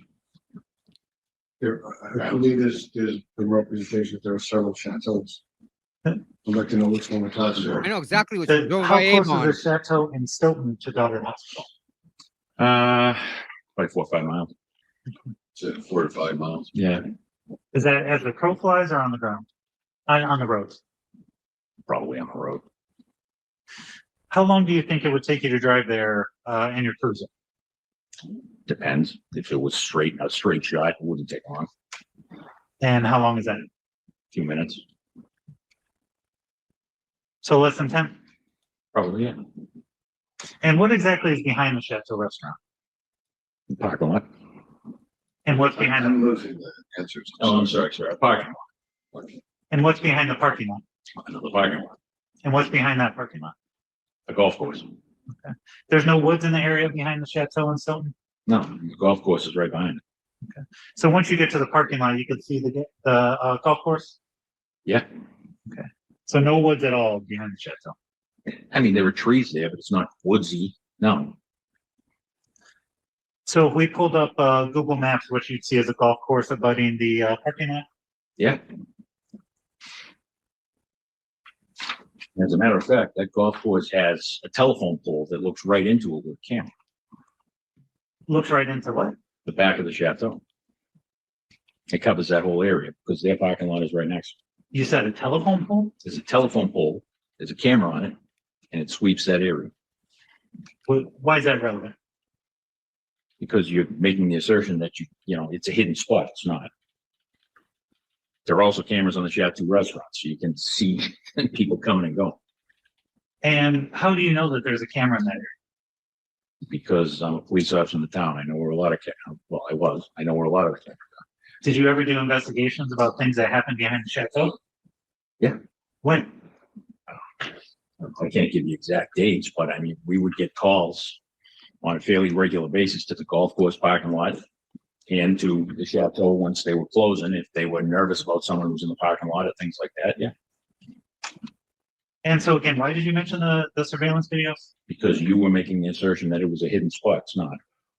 And that's because there's cameras there? Yeah. If you're all the way back in the Chateau parking lot, how much traffic is there typically? Objection. Did we get a time frame? Yes. How about around 7 p.m. at night? Depends on whether they're open or closed. If they're open, it can be full. What about if they're closed? If they're closed, the parking lot's empty. Do you know when they're closed? I think they usually close around 9 o'clock. All right, so let's focus around the time of the internal affairs investigation in 2021. Okay. So is it fair to say that you learned about SB's death shortly after they discovered her? Yes. Give or take, what's the time frame when you discovered that she had passed? I think the next day. Do you know the date when she passed away? I don't remember. And how did you find out? Officer Cheever told me. Who's Officer Cheevers? She was a fellow officer on the department. Do you know how she found out? I don't. What did you learn about her death initially? I was told that she hanged herself. What was your response? It saddened me. I mean, I was upset. You don't want to see anybody take their own life. Approximately how long had you known SB? At the time of her death? Like 5 years. And how old was she? Maybe longer. Maybe longer because she was in Explorers before that, 7, 8 years maybe. Do you know how old she was when she passed? 23, And how old was she when you first met her? 13, So approximately 10 years. yeah, I guess. Yeah. And at least a few of those were when she was an Explorer. Yes. And then Was she in the Explorers when you were no longer with the Explorers in 2015? Yes, In between 2015 and 2020, when you went back on patrol, how often did you see SB? for the first several years, I didn't see her at all. Because like I said, I was inside the station. And what about after that? As I described, for the 6 months I was on the road, every time she saw a cruiser, she would pull in and try to strike up a conversation. So you never saw her in between those two time periods? The only time I saw her was what I said to the investigator. I was coming home from school. It was late. I hadn't had anything to eat, so I swung into a bar that was close to my house. I was going to get something to eat. I ordered a beer. She was there with a group of friends. She popped up next to me, started saying hello. I didn't even bother ordering dinner. I finished my drink and I left. Didn't SB work at the Dunkin' in Stoughton? I don't know. So you never saw her there? Which one? There's like 8. So you never saw her working at any Dunkin' in Stoughton? No.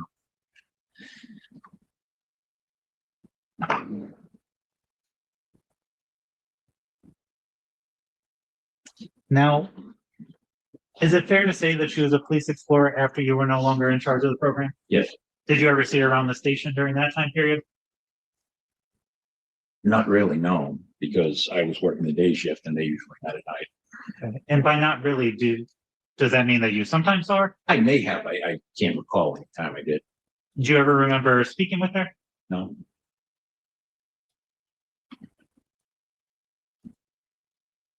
And after SB's death, do you know how long it took before you became aware that you were a potential suspect of the internal affairs investigation? Sir, I didn't know a damn thing. Even once I got called in for my interview, I wasn't told anything. I got put out on administrative leave, and that was the first I knew of anything. I was shocked. I got called in on my day off to hand in my badge and my gun. And my response, and I'm sure Chief McNamara could tell you, was pretty friggin' shocked. I had no idea what was going on. So when you went on administrative leave, did they give you any information? No, they just told me it was involving the investigation into her. That's it. Her being SB. Yes. And do you know approximately when that was? Oh God. Somewhere between February and April of 2022, I think. So approximately a year after her death? I think so. Yeah. Now, one of the things that you had testified about throughout this hearing is that the members of the Stoughton Police Department, in particular your supervisors, weren't very friendly to you upon your return in 2015. That's good. But you became a field training officer. No, I was already a field training officer. I just got used with the certification I already had. But they allowed you to train other officers. Yeah, because they knew I was good at it. And Lieutenant Bonnie oversaw that. He and I got along just fine. And what about the Oasis program? Didn't you participate in that? I did. How long after you returned in 2015? After some begging by the town drug abuse coordinator, I was reinstated. I don't know, maybe 6 months. I'm not entirely sure. Okay, so 6 months after you returned. So you were involved in Oasis for several years after 2015? No, I was ripped out of the program for a good stretch of time because my co-chair was being investigated for something that ended up being nothing. I got a letter from the chief that made it seem like I did something wrong. So I was pulled out for quite a while. And one of the things that you testified about was that after your return in 2015, you got in trouble for seemingly every little thing. Yes. One of the things was speaking on the phone incorrectly. Yes. Another thing I believe you mentioned was abuse of sick leave. Yes. And how many internal affairs investigations were open against you for those things? I have no idea. How many All I times? know is I was spoken to and being counseled is part of the disciplinary process. How many written reprimands were issued? I don't know. Are you aware of any? None that were given to me other than, the official one against my daughter. And how many times were you suspended? I wasn't suspended. Okay, and how many times was it discussed that you should be terminated? None that I know of. So it was sort of just interactions where you would get in trouble from your supervisors? They were counseling sessions. That's what they were called. Were those the only two things that you got counseled for? Was answering the phone incorrectly and abuse of sick leave? No, there were several other things, one of which, in particular, as I said, I wasn't allowed to drive a police cruiser. And we had a day where the shift was out of control and one of the bosses was being sent to a call by himself. I tried asking him over the air if he wanted me to jump in a car. I don't think he heard me, but I jumped in a car and I went and I backed him up. Came back and I got read the riot act for it. What does that mean? Read the riot act? I got told I'm not allowed to drive police cars. I'm not allowed to do the things that police officers are able to do. All right. And you knew that Good. you weren't allowed to drive a police car at that time. I wasn't aware that I wasn't allowed to drive a police car. I was aware that I was supposed to be sitting on the desk. So in other words, not driving a police car. I suppose. But that was just one of many instances. And what are the many others? I got ordered to be in a social media photo and I was averse to social media because of everything I was going through. So I refused to do you it. were. And I tried to reason with the sergeant as to why. He told me it was in order. And I told him, well, okay, well, I'm willing to take the hit for that. Because I wasn't going to be in a social media post. And, you know, it ended up going to the chief. They ended up letting it go eventually, but it did become an issue and I did get counseled for it. And who was the chief at that time? Chief McNamara. So you said she let it go? Yep. And that means without any formal discipline? Other than the counseling session, which is formal discipline. Did you ever have any direct conflict with Chief McNamara while at the department? Yes. And what was that conflict? Oh, God, there were several things. I mean, from the time that she was working for me to the time that I was working for her, we had disagreements of opinion. We had disagreements. You know, she would tell people, you know, she would use me as an example for people who were under investigation. I told her I didn't appreciate that. You know, there were several run-ins of that nature. How did she use you as an example? What is that? Oh, there was one officer who he got reported for having improper conversations with a female. He's married. So of course she threw me in his face and I didn't appreciate it. It had nothing to do with it. Why would you be an example for that officer? I don't know, but she used it. You heard her do that? He told me. So he told you after she used you as an Yes. example. So you testified that there's a lot. What else? Again, sir, it was nitpicky things. It was things that I was never, I never so much as got detention before 2015. Okay. I had a 30-year law enforcement career. Never got accused of anything. I was a rule follower. I'm still a rule follower. That's what I do. Okay. And when I went back, every little minor thing, how I entered things in the log, whether I assigned the proper report numbers, whether I sent the right number of people on a call, whether I handled the call properly. You know, I mean, I could go on and on and on, but it was all just nitpicking at me constantly about things that, you know, I was supposedly doing wrong. And those are the things that Chief McNamara nitpicked about. Yes. How many times did now Chief Holmes counsel you formally? He didn't talk to me at all for the first several years I was back. And that includes for counseling. Yes. So all of these counseling sessions were with other people than Chief Holmes? Yes.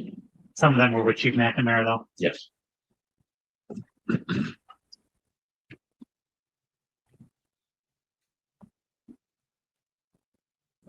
So in relation to your time after the internal affairs investigation involving SB began, did you ever return to work?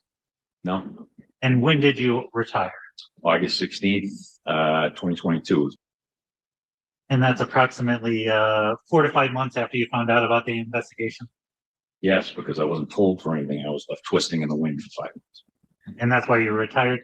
I retired for health reasons, but after 5 months of hearing nothing, my wife and I sat down and had a conversation about whether it was worth it to stay in the game, and we both decided it wasn't. And I retired. And your wife is a Quincy Police Department officer? She is. Has she been a Quincy officer around, I guess, since around you started to become a police officer in We Stoughton? went to the academy. So you joined Stoughton at the same time she joined Quincy, Yes, and you had testified about SB having an interaction with your wife. Is that fair to say? yes. And that's during that RAD instruction. It's not called RAD anymore. It's a self-defense program that Quincy puts on. They don't use the RAD moniker because they don't really stick to the entire curriculum. And you had testified essentially that your wife should avoid having too much contact with SB. Is that fair to Yes. say? And why is that? Why? Because anytime SB got the phone numbers of a female officer in our department, whether it be Officer Cheever, whether it be Officer Isabel, whether it be Officer Barrett, she would drive them crazy and they would end up having to block her. And I didn't want my wife having to deal with that. But SB had never done anything to your wife when you initially told her this. Other than disrupt her class, which she had already done. So she never sent any messages to your knowledge. No, she did. She texted my wife as soon as she got her phone number. What did she text her? It's a problem, right? Just let me know when we can set things up, and, you know, things like that. She kept on sending that. My wife actually entered her into her phone and talked her. So she had SB's phone number She did. saved in her phone. She did. So you never did? Did you ever see her phone number? No. Did you have any other way to contact her other than in person? So I think it's fair to say that by the time your wife had interactions with SB, you knew SB was somebody that officers should avoid. Female officers who she wanted to mentor her, yes. And what about male officers? Well, I mean, I suppose anyone who she wanted to get involved, pretty much anyone she wanted to get involved with, she would drive crazy. So yeah. And in 2020, did you believe that SB was somebody that you should be avoiding? I mean, outside of high and by, yeah. But you had these interactions with her for a few minutes at a time? Yep. And what happened? Again, they were forced on me. I hadn't go seeking her out. She found me And how did she force herself upon you? because I would be parked in an area. She'd pull in with her car, window to window, and just start talking. So there's no way you could have driven away? I could have driven away if I wanted to be rude, yeah. But you didn't want to be rude to her despite that she had propositioned you to rail her? No, And how many encounters did you have where she suggested that you rail her? just the one. Not multiple? No. So there was only one interaction that you had when she suggested sexual contact between the two of you? That I can remember. Yeah. That's the one that stands out. How many interactions did you have with her after that? I couldn't tell you, counsel. Do you know approximately what date that was?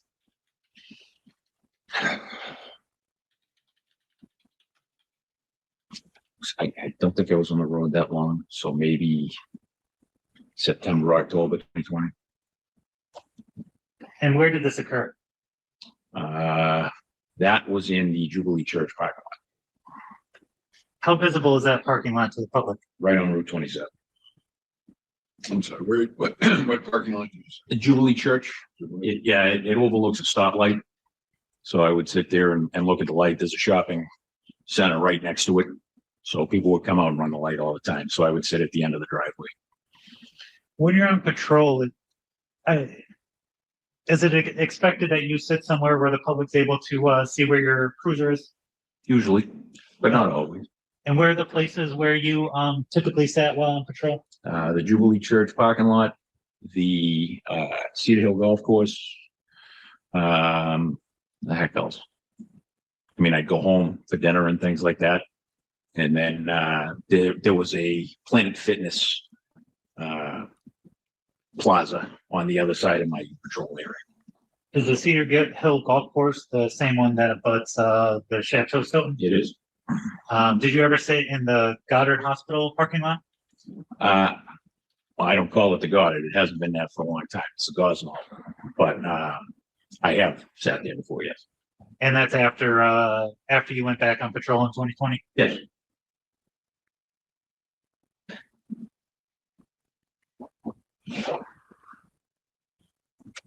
Can we go to just one moment? My apologies. Can we go to, I believe it's page 186 of the additional materials.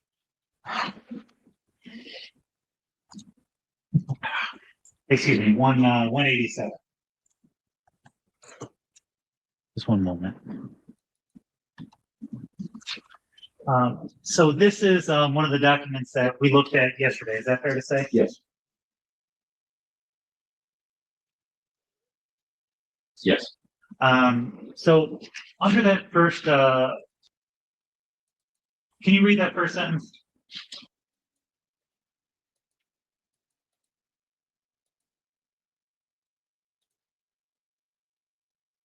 And that's when you decline to have a formal investigation. Is that fair to say? That's correct.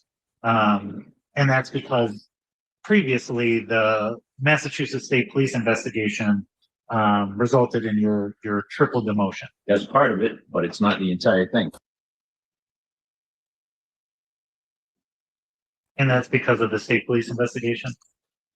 No, that's because people in the court don't know how to keep their mouths shut. Oh. Mouth Oh. shut about what? About people's personal lives. Whoa. Nice attitude, huh?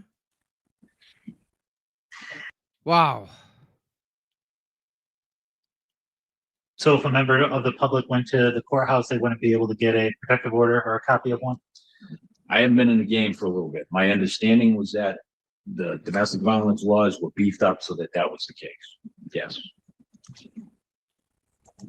Beefed up so that what was the case? So that those were protected, restraining orders and harassment prevention orders. I could be wrong, but that was my understanding. From your understanding, were they beefed up before or after 2015? I'm not sure. I think it was actually right around there when something went a lot. I remember the 209A laws being updated then. I think that's when it happened, but I can't say for sure. So. And you're currently a practicing attorney? But I don't do criminal law Why do you mention that? because that's what we're talking about. What do you practice? Usually estate planning. Anything else? I mean, I've handled the occasional, injury lawsuit, things like that. But for the most part, I stick to estate planning. And you've been a practicing attorney since January 2021? Yes. How many attorneys are at your current firm? Just So you're a solo practitioner? yes. What's your firm name? Devine Law LLC. Where's your office located? I have an office down the Cape that I share with another attorney, and I have a mailing address in Easton. Where? Easton? When you graduated law school, was it your intention to be a solo practitioner? I didn't really know what I was going to do. I hadn't decided yet. Sure, It depended you on did. whether or not I decided to retire, if I was going to try and find a job, or if I was going to try and become a school practitioner. Why? But once you were admitted to the bar, you decided to be a solo practitioner? I mean, within a couple of months of talking to some other ones, I made that decision, I think, March or April of that year. I think that's when I started. And some other ones being firms? Yeah, other solo practicing attorneys, because I didn't know what I was getting into, so I wanted to do some research before I did that. I have nothing further. I have a couple of follow-ups. Just a couple of follow-ups. Sir, when you get a restraining order, you do it in a public court, is that correct? Correct. But it's still a public forum, right? Yes. You go in front of the judge and the courtroom is open to anybody who wants to come in. Yes. Yes. Now, you had discussed on examination that SB had approached you at certain times. Yes. Now, as a police officer, if someone is approaching your car and you're on duty, Mm-hmm. Do you drive away? Yes. No, I want to know what they want No. in So- case there's something going on. Protect So if yourself she first. approached you in the car, what was your obligation as a police officer when she approached? I don't know. Find out if there was an emergency. You couldn't just drive away. Not usually. The part of your job, despite how many times you were approached by her, what was your obligation? To at least find out if there was something going on. I have no questions. Nothing further. Um, I have just one question. Just Ryan, when you were a deputy chief, did you from time to time have to engage in what you call these counseling sessions with police officers? I did, sir, yes. Matter of policy or practice that if you engage in that, you would make some sort of record of that. Not always. Well, was there a policy, one way or the other? There's a policy, well, yes, there is a policy, I believe, and it's been a while since I've read it. But I believe that under counseling sessions, they were also referred to as trunk talks, you Say know, it again. trunk talks. Trump? Yeah, where you take someone to the back of the cruiser and be like, hey, you screwed up.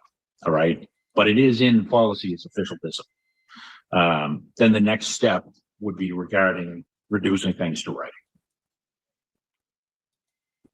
The next step after you had the conversation, In progressive discipline, if the same incident kept happening. but the initial counseling session, there was no requirement as a matter of policy to make a record of it? No. I don't have anything further. Does that cause anyone to have any further questions? No. All right. Thank you, Mr. Bell. Thanks, sir.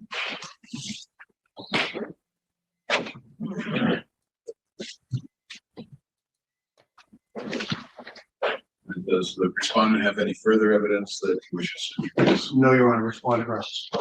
Is there any rebuttal evidence of the mission proposed? The division would propose to admit that, exhibit, that was submitted yesterday, the, Marty Briggs messages that were, interspersed with the, timesheets. Your Honor, we object to that. I mean, heard. Can I see what we're talking about? I emailed it yesterday. Did I read your evidence? Fair enough. I'm sure somebody does, so I'll get a hold. That would be it. Yes, sorry. So essentially, if you continue scrolling for a couple pages, there's the Marty Briggs, messages that begin the same 99 pages that are part of the IA report. If you keep going a little. Right here at the beginning of those same messages, and then you'll see there's sick day, and then if you keep scrolling, probably a few more pages before the first one. Right there, there's the attendance roster in Stone Police Department.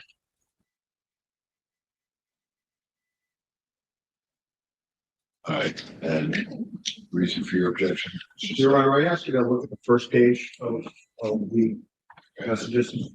And Where the rig stuff starts. yes. Yes. Page. First page.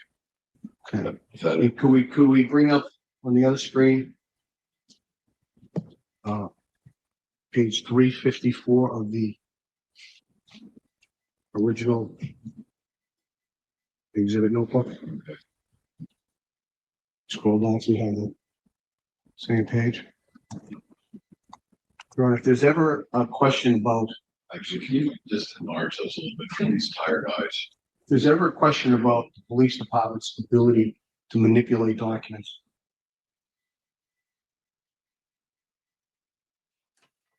Well, Judge, it's nice that counsel's trying to testify as to what these are. Well, but you're reading it now, just, you're right, in terms of what it means, he is testifying, but this is true for other ones as well, that there's. So there's dates, yeah, all the dates, all the times are different on these. Some of the dates are different. Well, here we have a different date. Let's just take what we're looking at here. You have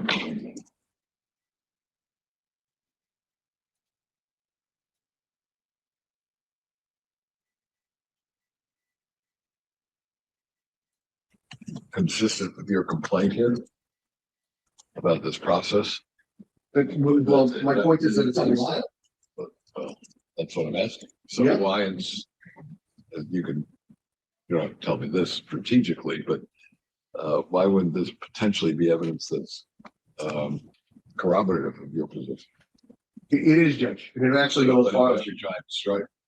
I mean, you don't want it entered into evidence. That's what's a little confusing to me. But, well, 1 second, Judge. Sure. Judge, we have no objections. They're not gonna put anyone on the stand to authenticate this information. And that'll be. It's just the way this is received that, has been of concern to the hearing officer in this case. And it seems to me that virtually everything else that was received recently on June and produced on June 13th has been included in the record here. And to the extent I can argue what they want from it, we should have concerns with authentication. Disparities, you can argue, the commission can argue what they think is probative about it. But you're withdrawing your objection? Yeah, sure. If I could put a new document back up and just point out something. The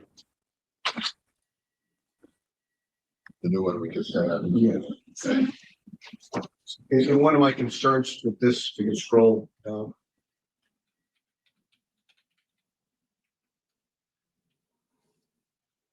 Well, you had this when you had homes on the stand for quite a while. Right? Yeah, well, when we reviewed it last night, Judge. Okay. You didn't notice it until last. I didn't notice it before. Your Honor, These are the documents, and I agree, I got them, like, I think it was 2 weeks ago. When we switched, I had them 2 weeks ago, and I got them, when I opened it, honestly, I thought it was just another receipt of Marty Riggs, that was another version of Marty Riggs all over again. So, Well, yes, that.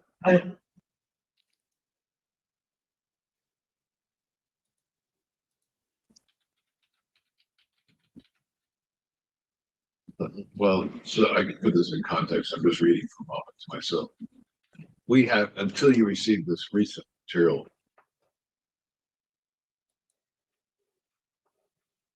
yes.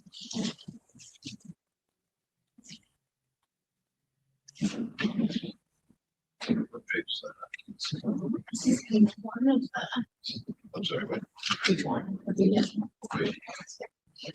that.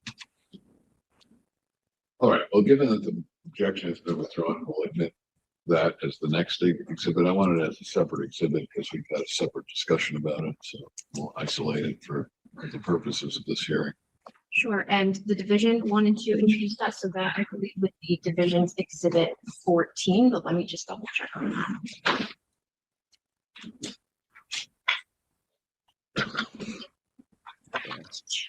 And that's that. Can you freaking believe that guy? Legit, like he's that arrogant and that confident that he can do whatever he wants with no ramifications whatsoever. He is 100% absolutely disgusting. Yep. That Bad. guy seriously needs to be hung by his ding-a-ling and just hang there, in my opinion. I can't disagree with you. Like hung by his ding-a-ling until it actually like falls off and he falls from that tree. Yeah.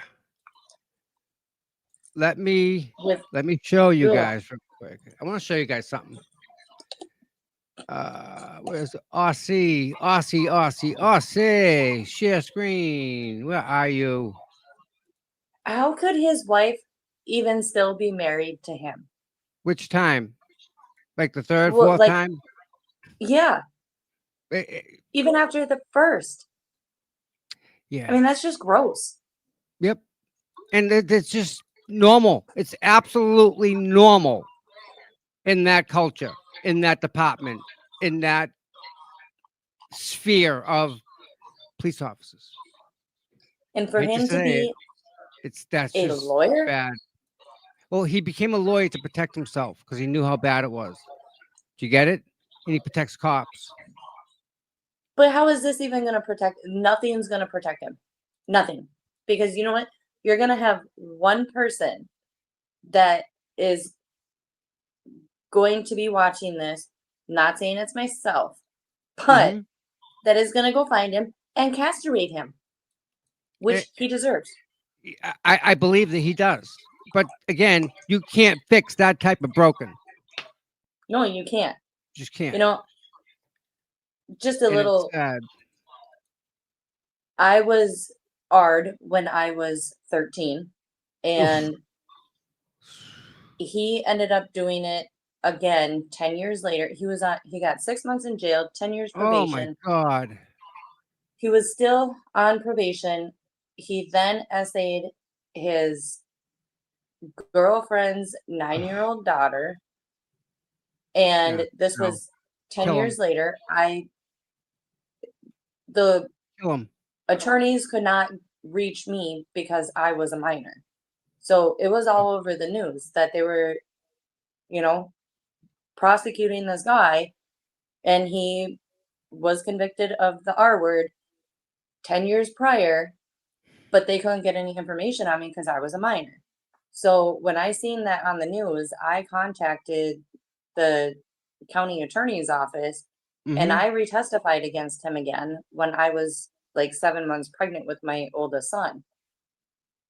He ended up getting locked up for 18 years Oh, because I testified against him. As soon as he got out of jail or out of prison in 2022, within a month, he was dead from some brain hemorrhage or something like that. I'm like, if that's not karma, I yeah. don't know what is. I really don't know what is. Yeah. But Yeah. they need to seriously have these sex offenders and just anybody in that category. They need to be locked up for life. Yes. You Forever. cannot fix their brain. You Nope. can't. There's no fixing it. None. I agree with that. There is no fixing that. None. And here's the other thing about the one that Ard me. He was considered a success story and got custody of his girlfriend's two daughters that weren't his and his one daughter God. after raping me. Like, how does that work? I got nothing. I don't understand. It's so absolutely disgusting. Like, sorry, I'm going on a little tangent, but when this All right. kind of stuff happens to people, Ugh. It's it's horrendous. rough. Yeah, it is. It really is. All right, so let me show you guys, you wonderful people, what I've been doing in the background. So, you know how, like the other day, which one is this? The other day, like I kind of sent an email. Remember that? No? All right. The other day, oh, Yeah, that email. yeah, I sent an email to Mr. Perkins, Chief Perkins, as a matter of fact. And Did we you end up asked, getting a response? no, not yet. We asked Mr. Perkins, Chief Perkins, about the 911 calls in John O'Keefe. Okay. But you'll never guess what we're going to do today. We're going to do something even better. You ready? Where are you? Yeah, this one. Check this out. Oh, Are we asking for divines now? no, we're going to ask the chief for a couple things here. All right. Joseph Perkins, Chief of Police, Canton, Mass. Sorry, Canton Police. Request for public information pursuant to the Federal Freedom of Information Act, blah, blah, blah, blah, blah, blah. Dear Chief Joseph Perkins, this is a request under Massachusetts Public Record Law, blah, blah, blah. This is a formal request for a copy of all records defined as blah, blah, blah in the possession or control of the Canton Police Department as well as the town of Canton.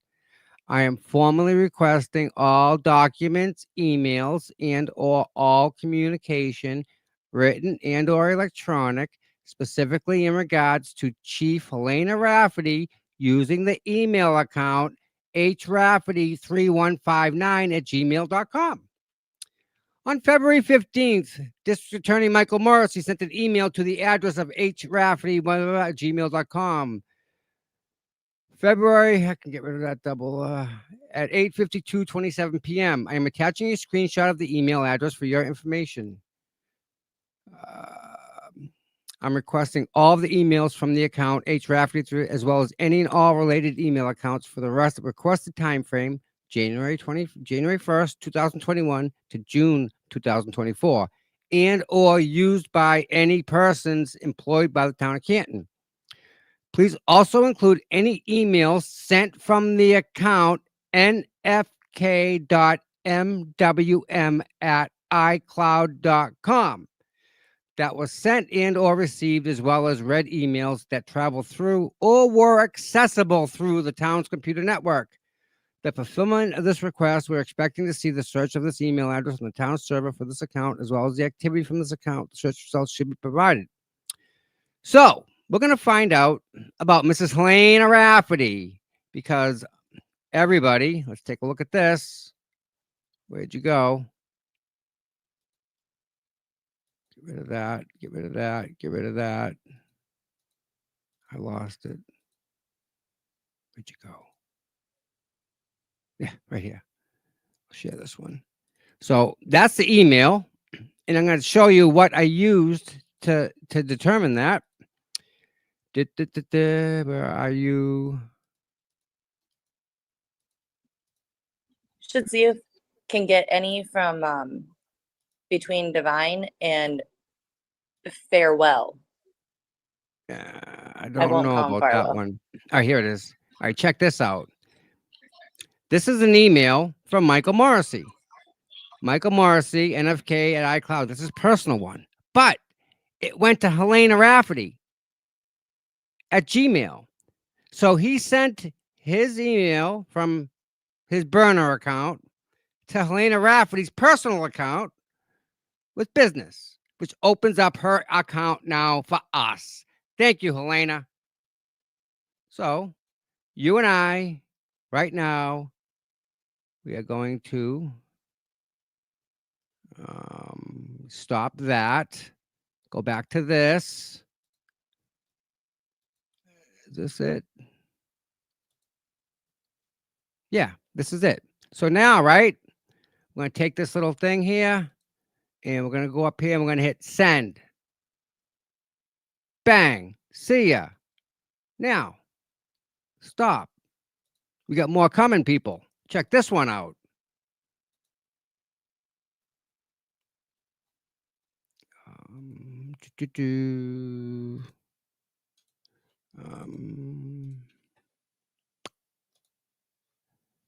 Yeah, you like this one. So now we're going to start going and asking some questions here. Good old Quincy, Mass. Right? Quincy. Busy place. Lots of people. There's the mayor right there. City councils. They all live in Quincy. They all have addresses in Quincy. I'm allowed to go up to each one of these people's door. Ward 4, I can go talk to Mr. James Devine. That's his job. That's his reason for being there. Now, we're going to close that out. Going to close. Well, I'm not going to close this one out. We're going to do the little contact us form for the town. Let's just do this. Do the little contact us. Here we go. See? Contact us. So we have to put the request in to this lady here, Nicole Crispo. She's like the town document person here. So we did that. And what did we write here? Let's see. Dear Chief Kenny, this is a request for the This is a formal request for a copy of all records as defined in the care, control, custody of Quincy Police Department. I'm requesting all documents, emails, written and or electronic, and or all communications specifically in regards to the email account nfkwmw@icloud.com. Yeah. I'm not a robot. And see ya. Bye-bye. Thank you. Successful. Done. So now we just banged out those two things. We're going to find out about the email that Helena used to receive that email from the burner. And then we're going to ask the town of Quincy about that MWM at iCloud, Morrissey's burner email, see if they get any. And we'll just wait and see now, won't we? 10 days, Good people. work, Tommy. 10 days. Well, it's all you guys, not me. It's you guys. It's all of us. Except timeout. Like I'm the one that goes to jail, but that's all right. All right. Real quick, everybody, I got to show you this. And you usually don't get this from creators. I'm going to go through this and show you my analytics. These are my analytics.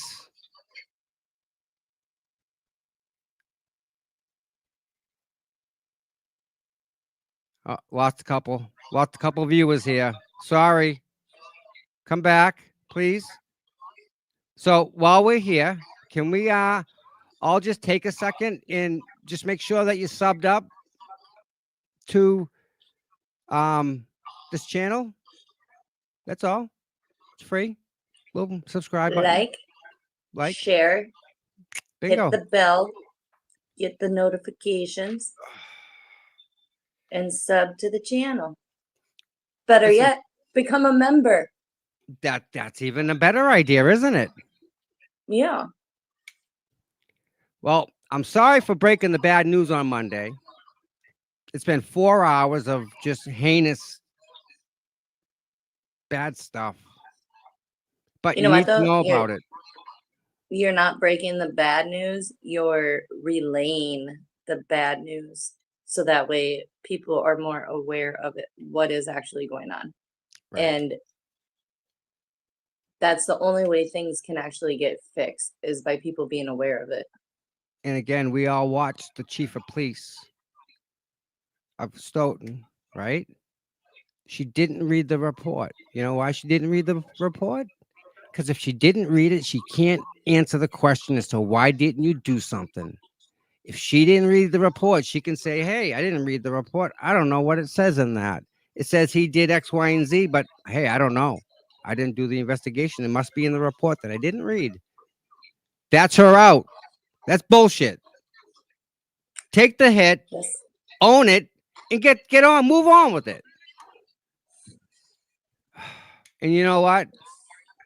As a female, for her to see what's going on and what they were doing, and for her not to say anything and say time out, this is wrong. She owns this one. This is all on her. One, what I don't understand is these female officers, chiefs, detectives, how do they not have a heart for Sandra Birchmore? How? I'm going to tell you why. Do you know why? And I'm Just going to be flat it out and under the honest. rug. They don't freaking care. You know what they care about? Who's getting the next shift at time and a half? Because Fred got it yesterday and Joe got it the day before. It's my turn. And if I don't get it, I'm going to be pissed. And it's all about that. They don't care about Sandra. They care about money, their own money. Seriously. They don't care. They don't freaking care. It's all about what they can make. That's it. No more, no less. Do you realize a police officer doesn't have to protect you? Someone can come up and pop you right in the head. You're dead on the ground. And the cop, no trouble. Doesn't get in trouble. He doesn't have to protect you. That whole protect and serve, that was a marketing campaign put off in San Francisco, I think. It was a write-in for the friggin' newspaper. They don't have to protect you. They have friggin' they have schools that are getting shot up real time, and the cops are outside debating on who's gonna get lunch. No, bullshit. Well, I think a lot of that also has to do with our government, because like here in Minnesota, after the whole Floyd thing, You know what? No, we are the government. We put those people in place. We hired the people that hired the cops. Just saying. right. This is But us. when you We but- got some responsibility in this. we do, but when you have a governor like the governor we have here in Minnesota that wants to defund the police, that kind of makes these cops do the shit that they do, and it's disgusting. Because they can get away with it. We're letting them. I mean, look at what they did. The city, like, it was gone, up in flames, gone. And that's because the governor and said, okay, we're gonna get rid of police. We are going to, police officers during the whole riots, they couldn't do anything here. Nothing. Right. Yep. And the only reason is because of the government. Us people wanted the cops to be able to stop it, stop these people breaking into buildings, starting fires, throwing boulders at freaking cop cars, and nobody could do anything about it. And I hate to say it, but if the cops are gonna take and use their power to like arrest Aiden and charge him with whatever they could, the most stupidest charge in the world, like really, you're just gonna shut him up. That's the only thing they wanted to do, is just shut him up. How do you get him to stop? Jen McCabe went to court begging. Chris went to court begging. Can't do nothing. It's the First Amendment. He's allowed to say what he wants, except when you come to Norfolk County. Except when you come there. The rules are their rules. They make the rules. So, with that said, everybody, the Cash App that's up in, I'm sorry, the Venmo that's in the top right-hand corner. Nope. The Venmo that's in the top right-hand corner over there, that is for a toy drive that we're doing. I have an email too, as a matter of fact, for all you wonderful people. Where is it? What one is it? I gotta get it. I'll find it. It's Toys for Tots Boston at gmail.com. All right, there we go. Let me copy this. You're more than welcome to send an email if you have any questions, or if you want to help. You know, more than happy. But yeah, it is Toys for Tots Boston at gmail.com.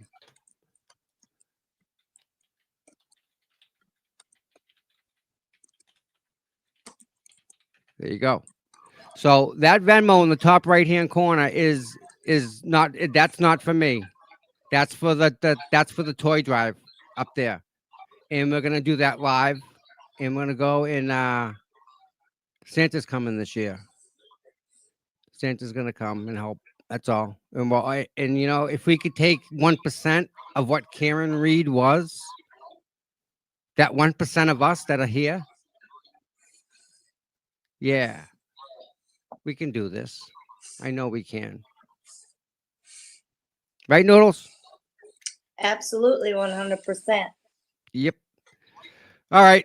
It's been 4 hours and 15 minutes. I think this is one of the longest streams I've done, other than like fundraisers and stuff. This is the longest stream I've ever done. Oof, 4 hours, just like that. All right, everybody, please hit the like and subscribe. And everybody came on a field trip with me today and Yep, kept and me we busy were as with I was Noodles. driving. Bebopping around. Yeah. Yeah. Yep. Awesomeness. Listen, thank you so much for doing this with me. No, thank you for having me. I This enjoy was- it. was awesome. All right, Appreciate everybody. We're gonna tap out now and go relax. I hope you all have an absolutely wonderful night. It's a yucky rainy day here, but you guys will Sammy, figure I something don't out. have an accent. She just talks funny, that's all. Rhonda, it's good to see you. You're welcome. And everybody there, everybody out there, you guys are the best. I love you all. My opinion, Darcy, Dave's channel, Gail, Sammy, everybody, like everybody that's here. We love you all. You have a wonderful day, and we'll catch you in the back. Later. Love you guys. Have a great day.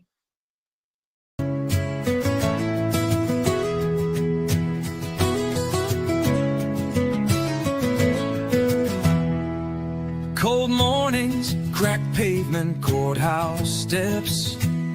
He's there before sunrise while the world still rests. No cameras needed, no spotlight glare. Just a man with a purpose, always standing there. Facing the crowd, but the fight in his veins. Truth in his hands, pushing through the rain. Karen sees him, she knows what it means when you've got boots on the ground and you fight for your dreams. Boots on the ground, day after day, standing for truth in the hardest way. No fame, no worry, just a promise kept. Tom CPU, you never left. He don't ask for credit, don't ask for praise. Just fighting the good fight in 1,000 ways. When the cameras fade and the voices die, he's still right there, never asking why. He's got a handshake that you can trust, eyes that don't blink when it comes to us. Karen smiles because she knows it's true. She's got a soldier and his name's CPU. Boots on the ground, day after day, standing for truth in the hardest way. No fame, no hoarding, just a promise kept. Tom CPU, you never left.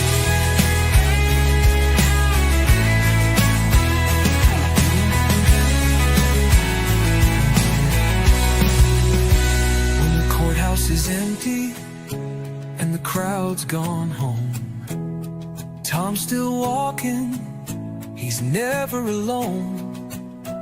1,000 steps, a million prayers, because justice don't sleep and neither does he care.